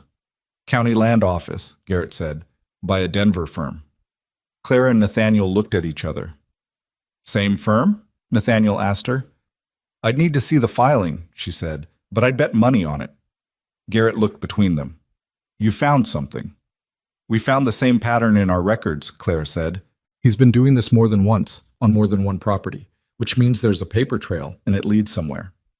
Can you prove it? Garrett asked. Not entirely, not yet. She looked at him. But you're not the only neighbor who's going to recognize this pattern when you see it laid out. Are you? He thought about it. Mercer sold last year. He wasn't happy about it. He might talk. Who else? Henderson's been approached but hasn't sold. He's nervous about it. A pause. There's a widow woman north of here, Darcy Fenn. Hale's been circling her property for 8 months. Her husband left the paperwork in a state and she doesn't have anyone helping her read it. Clara filed this away. I'd like to speak with her, she said. Garrett looked at Nathaniel, then back at Clara, with the expression of a man recalibrating who he was actually dealing with. I can introduce you, he said. Good, she said, before the social. After he left, Nathaniel sat at the table with his coffee gone cold and said, How many properties do you think he's done this to? I don't know, Claire said, but more than one means more than one set of records. And more than one set of records means he's left evidence somewhere that can't be explained away as an isolated incident. The sheriff can't ignore a pattern that covers 6 properties. No, she said, he can't. She refilled her own coffee and stood at the counter and looked out the window at the garden where the salvias were now fully in bloom, small and purple and surprisingly sturdy. What is it? Nathaniel asked, watching her. I keep thinking about the people who already sold, she said. The Abbotts, the Mercers. Even if we stop him, even if we expose the whole thing, they've already lost what they lost. That's not your fault. I know. She turned from the window. It's just what's true. She set down her cup. We need to be at that social, and we need to have something concrete to show people. Not accusations, evidence, documents they can look at themselves. We'll have the certified copies by Friday, he said, and Garrett's account. And I want to talk to Darcy Fenn. She was already thinking through the order of it, the way the pieces needed to be arranged so they told the story clearly enough that a room full of people who didn't want to believe it would have no reasonable alternative. I'll need 2 days to put it together properly. You'll have them, he said. Darcy Fenn was a small woman in her late 50s who had the look of someone who had been weathered by work rather than difficulty, which was a distinction Clara had learned to make. She met them at her kitchen door on a Wednesday afternoon with flour on her hands and eyes that assessed them both in a single efficient look. She knew Garrett, so she let them in. Clara explained what she knew about the survey addendum. Darcy listened without interrupting, which was the sign of someone who was following every word rather than waiting for a gap. When Clara finished, Darcy went to a box on the kitchen shelf and took out a folded document and put it on the table. Is that the kind of thing you're talking about? She said. Clara unfolded it. She read it carefully. Her chest went cold and steady. Where did you get this? She asked. A man came by 4 months ago, Darcy said. Said he was from the county, doing a routine check on land records in this district. Left me a copy of what he said was a survey addendum to my original title. She paused. He was very polite about it. Said it was probably nothing, but I should be aware. This is the same language, Clara said to Nathaniel. Near identical, same firm. She's been set up the same way, Nathaniel said. I know, Darcy said flatly. I knew it then. I just didn't have anyone who could tell me what I was looking at. She looked at Clara. Can I keep a copy of whatever you put together for the sheriff? I'll make you one myself, Clara said. Darcy nodded once. Then I'll be at the social, she said, and I'll bring the Mercer boy. His parents might not come, but he will. The night before the town social, Clara sat at the kitchen table with the full file in front of her. It was substantial now. The certified land records, the annotated addendum with her 3 additional findings marked and explained, Garrett's written account of the Abbott acquisition which he'd agreed to sign, the timeline she'd constructed from her own notes, and a clean summary document she'd written that laid out the pattern across the known properties in plain, precise language without legal jargon. Nathaniel came in late and looked at the table. Is it enough? He asked. It's what we have, she said. Whether it's enough depends on the room. He sat down across from her. The lamp between them made the kitchen feel smaller than it was, which was not unpleasant. I want to say something, he said. She looked up. When you arrived, he said, I told the girls you'd come to stay. I said it like a fact when it wasn't one. I said it because it's what you say. He looked at his hands. I didn't expect what actually happened. I didn't expect you. She waited, because there was clearly more, and she didn't want to fill the space before he found it. The way you came into this house, in this situation, and just started working, he said. Not performing, not managing me, just doing the actual thing. He shook his head slightly. I've been watching you for 3 months, and I still don't entirely know what to do with it. You don't have to do anything with it, she said. That's the thing, he said. I think I might want to. He looked at her directly. I think I might want to do quite a lot with it, and I'm not sure I know how to say that clearly without it sounding like something it isn't. She looked at him across the table, this stubborn, honest, quietly complicated man who made carved horses for his daughter, and read land surveys like other people read novels, and had trusted her with something real before he'd had any reason to. Say it the way you mean it, she said. You're plain spoken, I've noticed. Something shifted in his face, the closest she'd seen him come to unguarded. I don't want you to be here because the arrangement required it, he said. I want you to be here because you want to be. And I'd like at some point to be the kind of man worth wanting to be here for. She was quiet for a moment. Outside, the cottonwoods moved. You're not starting from zero on that, she said. He let out a breath. Tomorrow first, she said. Tomorrow first, he agreed. She went to bed and slept better than she had in 3 months, and that itself meant something. The town social was held in the same assembly hall as the planning meeting, but dressed up for it. Oil lamps turned higher, tables along one wall with food brought by half the families in the county, children running between adult legs in the particular chaos of a community that doesn't have many occasions to be all in one room at the same time. The noise was immediate and warm, and Clara felt the specific strangeness of walking into it as someone who had never been to one of these before but was apparently expected to behave as if she belonged. Nathaniel walked in beside her. The girls were just ahead. Rose had chosen the red ribbon, which looked exactly as good as Clara had said it would, and Eliza had worn her best dress and was pretending she hadn't made a special effort. The room noticed them. That was unavoidable. But the noticing was different from what it had been at the planning meeting. Less pointed, more uncertain. The story about the sheriff's inquiry had circulated, and so had the counter-story. The one Mabel and Garrett, and apparently Darcy Fenn, had been quietly advancing in the days leading up to tonight. People didn't know what to believe yet, and not knowing what to believe made them watch rather than decide. Clara let them watch. She talked to people. Not about the land situation, not first, not leading with it. She talked about the fall weather and the quality of the corn harvest someone's wife mentioned and Rose's developing obsession with the salvias in the garden. She was present and specific and not performing anything except attention, which was the one thing she'd learned could not be faked convincingly for long. It was 40 minutes in, when the room had settled into its rhythms, that Victor Hale arrived.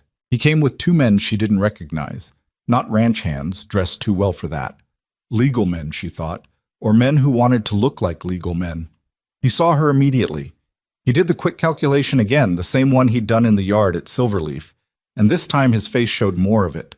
The fact that she was here, composed and present, and surrounded by people who were talking to her like she was one of them, was not part of his plan. He moved to the center of the room with the comfort of a man who'd decided that momentum was his best option now. I want to say something to this community, he said. The room quieted. He had a voice for rooms, loud without being harsh, the kind that made people feel like they were being addressed personally. I've been made aware that there are questions circulating about certain accusations against my business interests, he said. I want to be clear that those accusations are the product of a desperate situation. He paused. A man with a struggling property and a wife he barely knows, facing serious questions about what happened in his own household. The property isn't struggling, Garrett said from the left side of the room. Hale looked at him. I'm speaking generally. You're speaking specifically, Garrett said, about a specific man and a specific woman and a specific set of accusations that you filed anonymously with the sheriff's office. He looked around the room. I'd like to know why you didn't put your name on it. The room had gone very still. Nathaniel stepped forward. Clara stayed where she was, half a step behind him. Deliberate, letting him lead, because this was his community and his history and his land, and what she carried was support, not replacement. "I have something to show this room," Nathaniel said. He held up the summary document. "This is a record, dated, documented.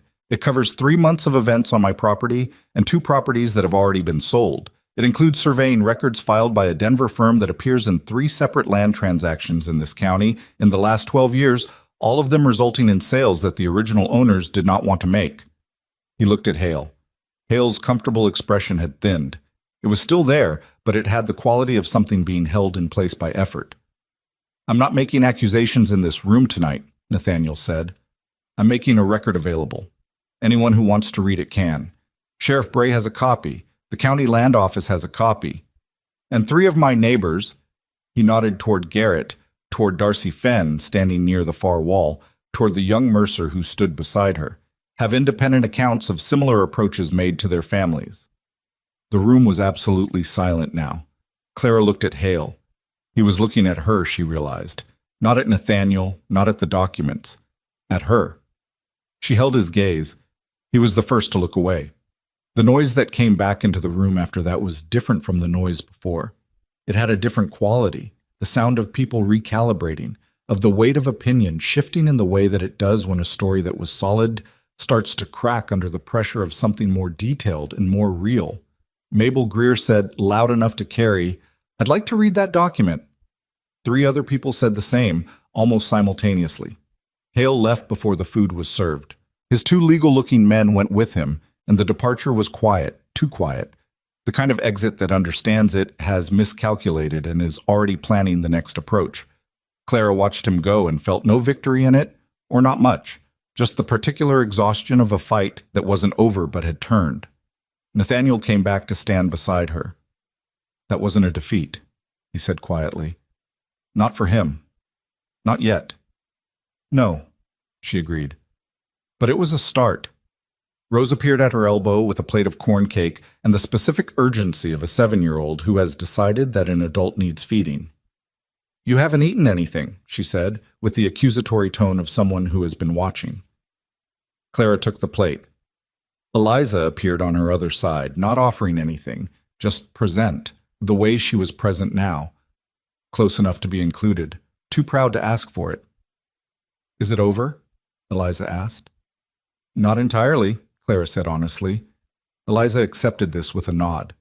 She'd inherited her father's preference for truth over comfort, which Clara had come to appreciate deeply. "But we're still here," Rose said, with the straightforward confidence of a child who has decided a thing is true. Clara looked at them, both of them. This complicated, guarded, gradually opening pair of girls who had been handed a stranger and were slowly, imperfectly, with all the false starts and tested limits that real things required, beginning to make her into something else. "Yes," Clara said, "we're still here." The lamplit room moved around them, loud and ordinary and real, and the night outside was dark and wide and full of the things that hadn't been resolved yet, and none of that was finished. But this moment, the plate in her hand and the girls on either side of her, and the man who had just told a room full of his neighbors the truth, this moment was real, and it was hers. She ate the corn cake. It was good. Hale made his last move 11 days after the social. Clara had known something was coming. Not because she had specific information.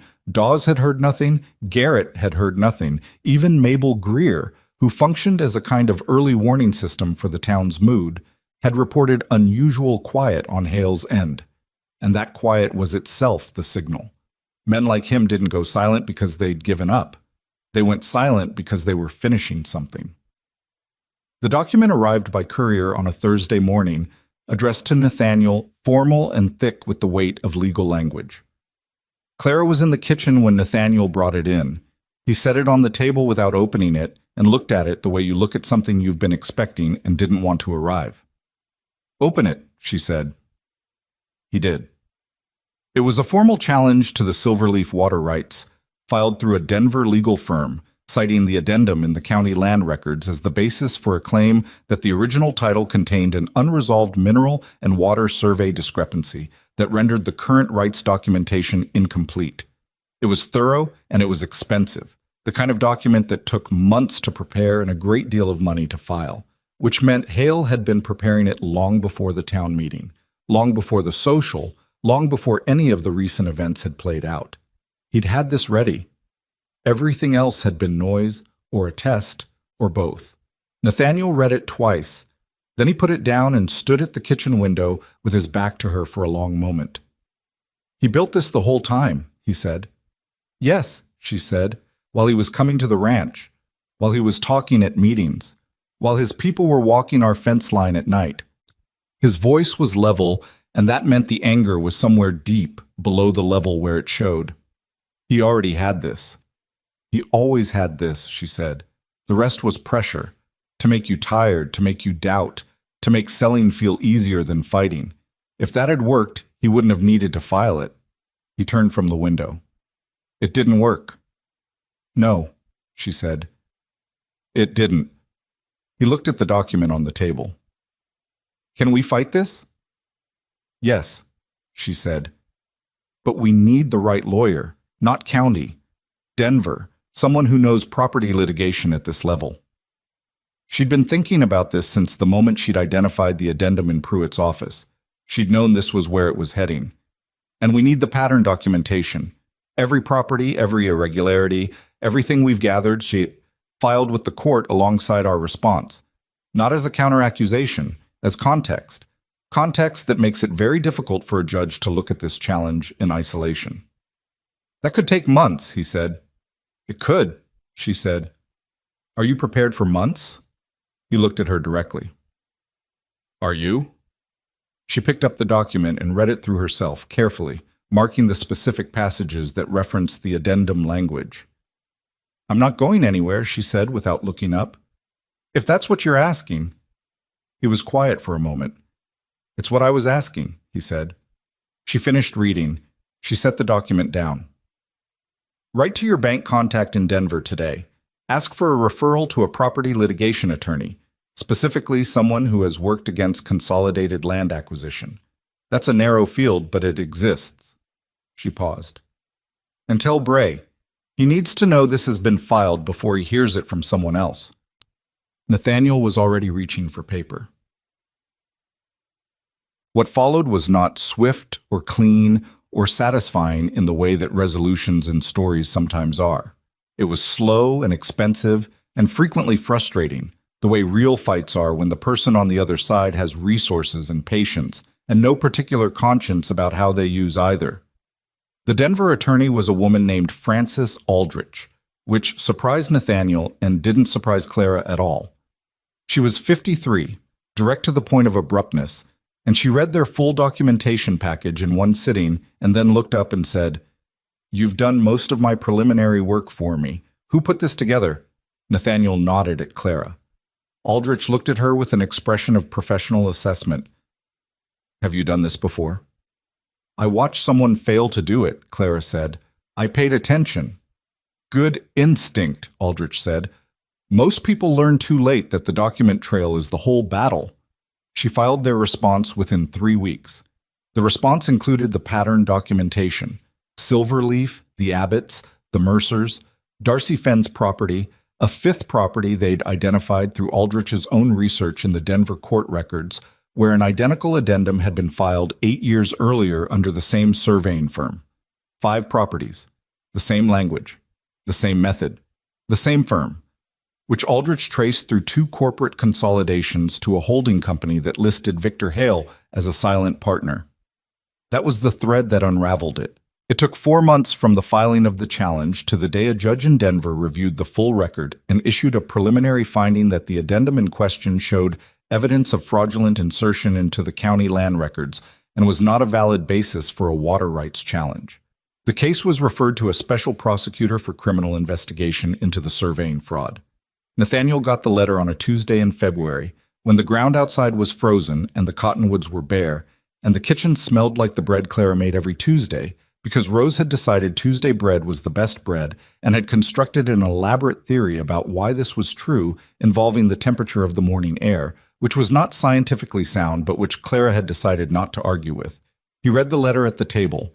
He read it twice, the way he read things that mattered. Then he put it down. "It's over?" Rose asked. She'd been doing her letters at the other end of the table, so Clara had been teaching her twice a week for the past 3 months, and she was faster at it than either of them had expected. "The water rights part," Nathaniel said. "The criminal case will go on for a while yet." "But our land is safe?" Eliza asked. She was in the doorway, pretending she hadn't been listening, which was a habit she had not entirely broken. "Our land is safe," Nathaniel said. The word "our" was not something he'd used before in quite that way, and it landed differently than Clara expected. Not as a grand statement, but as something matter-of-fact, something that had already become true before he'd said it. Eliza looked at the doorframe for a moment. Then she said, "Good," and went back to whatever she'd been doing, which was her version of relief. Rose went back to her letters. Clara poured more coffee and didn't say anything, which was how she handled the moments that were too full for talking. Hale did not come back to Harding Creek. The criminal investigation moved slowly, as they do, but it moved. Depositions, subpoenas, the careful assembly of a record that would eventually result, almost 2 years later, in a settlement that required Hale to divest his county holdings and pay restitution to the families who had sold under coercive conditions. The Abbotts came back. The Mercers chose to stay where they'd resettled, but they got their money. Darcy Fenn kept her land and her paperwork and eventually hired a young man from town to help her manage it, which was a practical solution that she described as not romantic in any way, which made Clara like her considerably. The surveying firm was dissolved. The holding company was dissolved. The 2 men who'd come with Hale to the social were identified as attorneys who lost their licenses in the subsequent proceedings. Clara followed all of it because she had that habit now, and because she understood that you don't stop paying attention just because the immediate danger has passed. She kept the files. She organized them properly in a wooden box that Nathaniel made for her during one of the long February evenings, which was the first time he'd made something with his hands since before his wife had died. He presented it without ceremony, setting it on the kitchen table and saying, "For your documents," as though he'd made it for entirely practical reasons. She ran her hand along the smooth edge of it, Osage orange, like Rose's carved horse. Hard wood, built to last. "Thank you," she said. "It's a box," he said. "I know what it is," she said. He sat down at the table. They were alone in the kitchen. The girls were in bed. Mrs. Higgins had long since gone to her room. Dawes had closed up the barn an hour ago. The lamp was low and the fire was settling, and outside the February cold pressed at the windows with the particular thoroughness of a Colorado winter. "I've been trying to say something for a while," Nathaniel said. "I know," she said. "You know?" "You do the thing with the pencil when you're working up to something. Pick it up, put it down, pick it up." He looked at his hands. "I didn't know I did that." "Eliza does it too," she said. "With the spoon at dinner." He almost smiled. She'd hate knowing that. "I haven't told her." He was quiet for a moment. The fire settled. "I want this to be real," he said. "What's between us? I know how it started. The arrangement, the letters, the practical necessity of it. I know that's where it started." He looked at her. "I don't want that to be where it stays." Clara looked at him across the table. She thought about the letter she'd written to the advertisement, the careful, measured language she'd used, the things she'd listed about herself that were true, and the things she'd left out because they were too raw to put in a letter to a stranger. She thought about the train platform and the worn suitcase, and the way she'd stood on that platform and thought, "This is the last chance you get, so don't waste it on being afraid." "It's already moved," she said, "from where it started." "I know, but I want to say it plainly." He'd said that to her once before, about plain speaking, and here he was doing it himself. "I love you. That's what I've been working up to saying for approximately 6 weeks. She looked at him for a long moment. The lamp. The wooden box with its smooth Osage orange edge. The man who'd driven through dangerous night roads when she was sick and stood up in a room full of his neighbors and told the truth and made a box for her papers without calling it anything more than a box. I know that too, she said. Is that all you're going to say? No, she said. I love you too. I've been less disciplined about it than you. I stopped being able to pretend otherwise sometime around the town meeting. He looked at her with the unguarded expression she'd only seen a few times, the one that was just him without the management of it. What stopped you saying so? The situation, she said. Everything that needed to get done first. And now it's done. Enough of it, she said. He reached across the table and covered her hand with his. His hand was rough from years of work and warm from the kitchen fire, and she turned hers over and held it, which was the simplest thing and the most true. They sat like that for a while, with the fire burning down and the winter pressing at the glass, and neither of them needed to say anything more about it.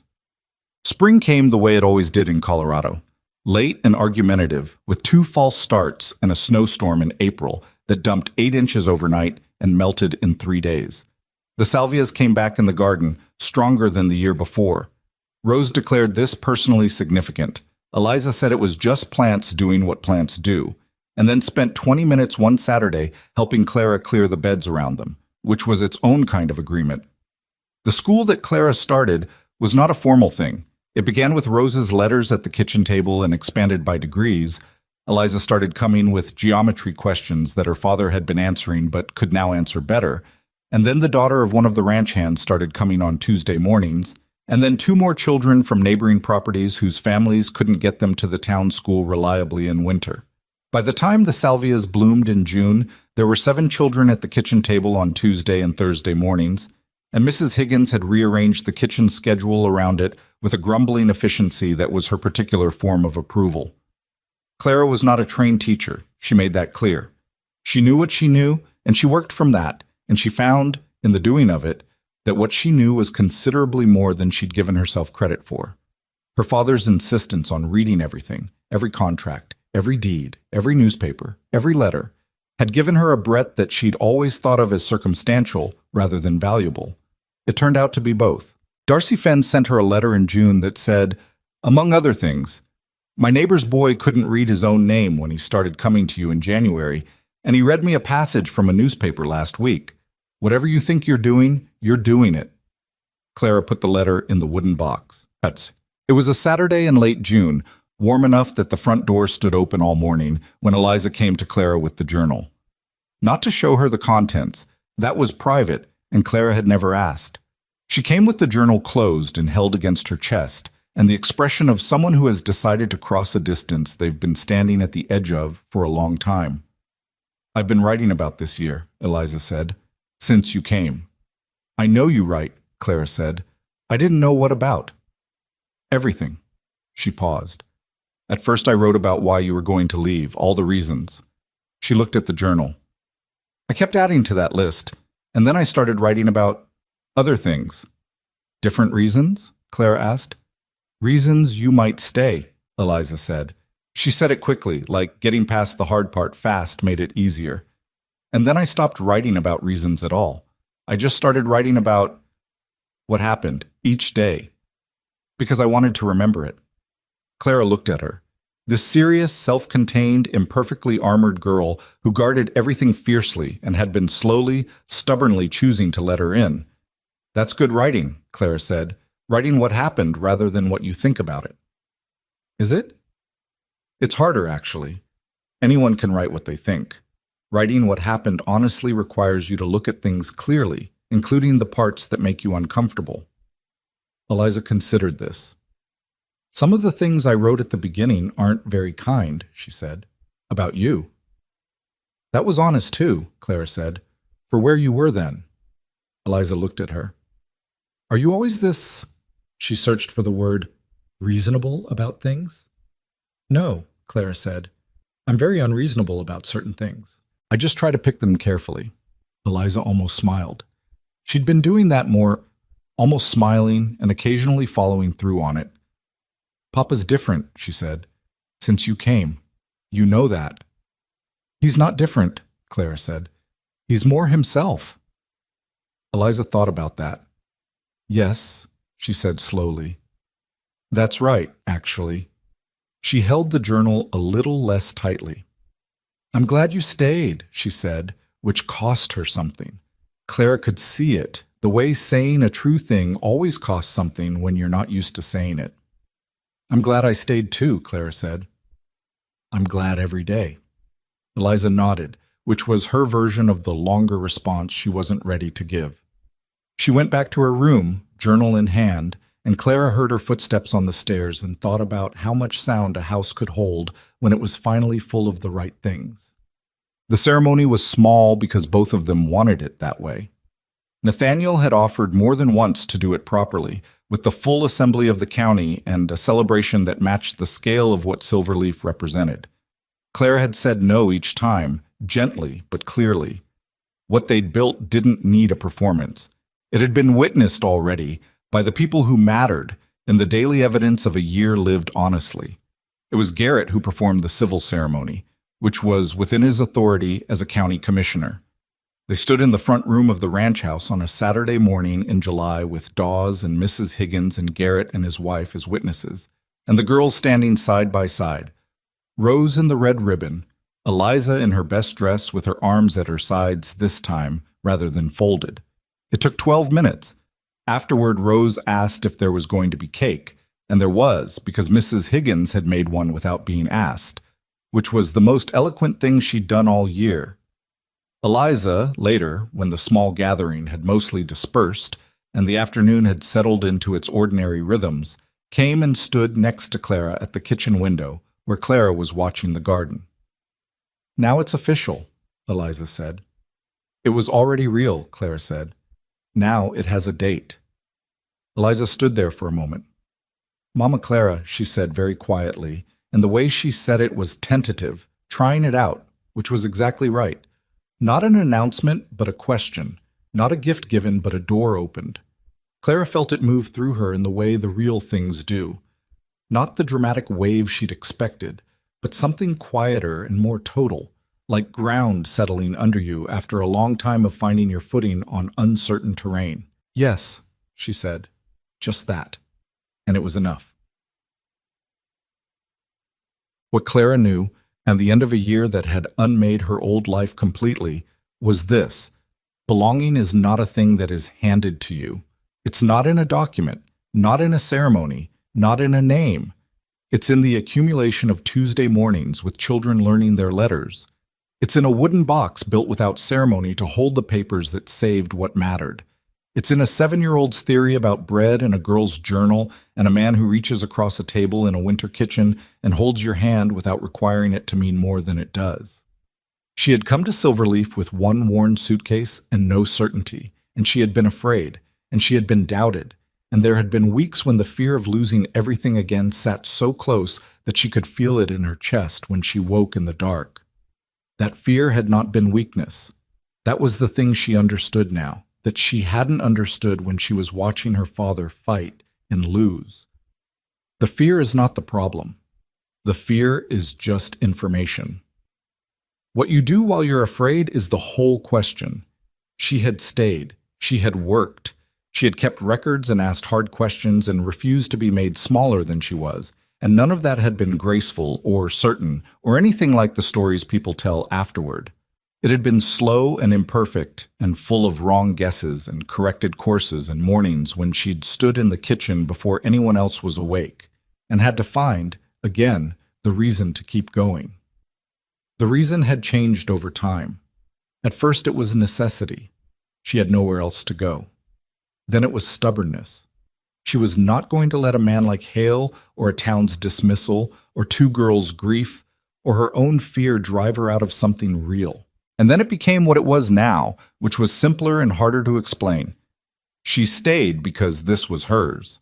Not by entitlement, but by the specific labor of having built it day by day with her own hands and her own insistence on being honest about what she was and what she wanted. You can't be given that. You can only do the work until the place is real. Silverleaf was real. The cottonwoods in the yard were real.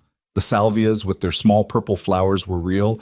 And the children at the kitchen table on Tuesday mornings were real, and the man who fell asleep in his office over land surveys and who had carved a horse from hard yellow wood for his daughter and who had stood in a room full of people and told the truth when the easier thing was silence. He was real. And she was real here, in this place, in this life that had started as a last chance and had become something she would not trade. The cottonwoods moved in the summer evening. Inside, someone, Rose almost certainly, knocked something off a shelf and said, "Uh-oh," in the particular tone of a child hoping no one heard. And from somewhere further in the house, Nathaniel's voice said, "What was that?" And Rose's voice said nothing, which was transparently untrue. And Clara heard Eliza laugh, an actual, unguarded laugh, the kind she was getting better at, and the sound of it moved through the house like something that had been waiting a long time to be let out. Clara turned from the window. She went inside into the noise and the warmth and the ordinary, irreplaceable life of it, and she closed the door behind her.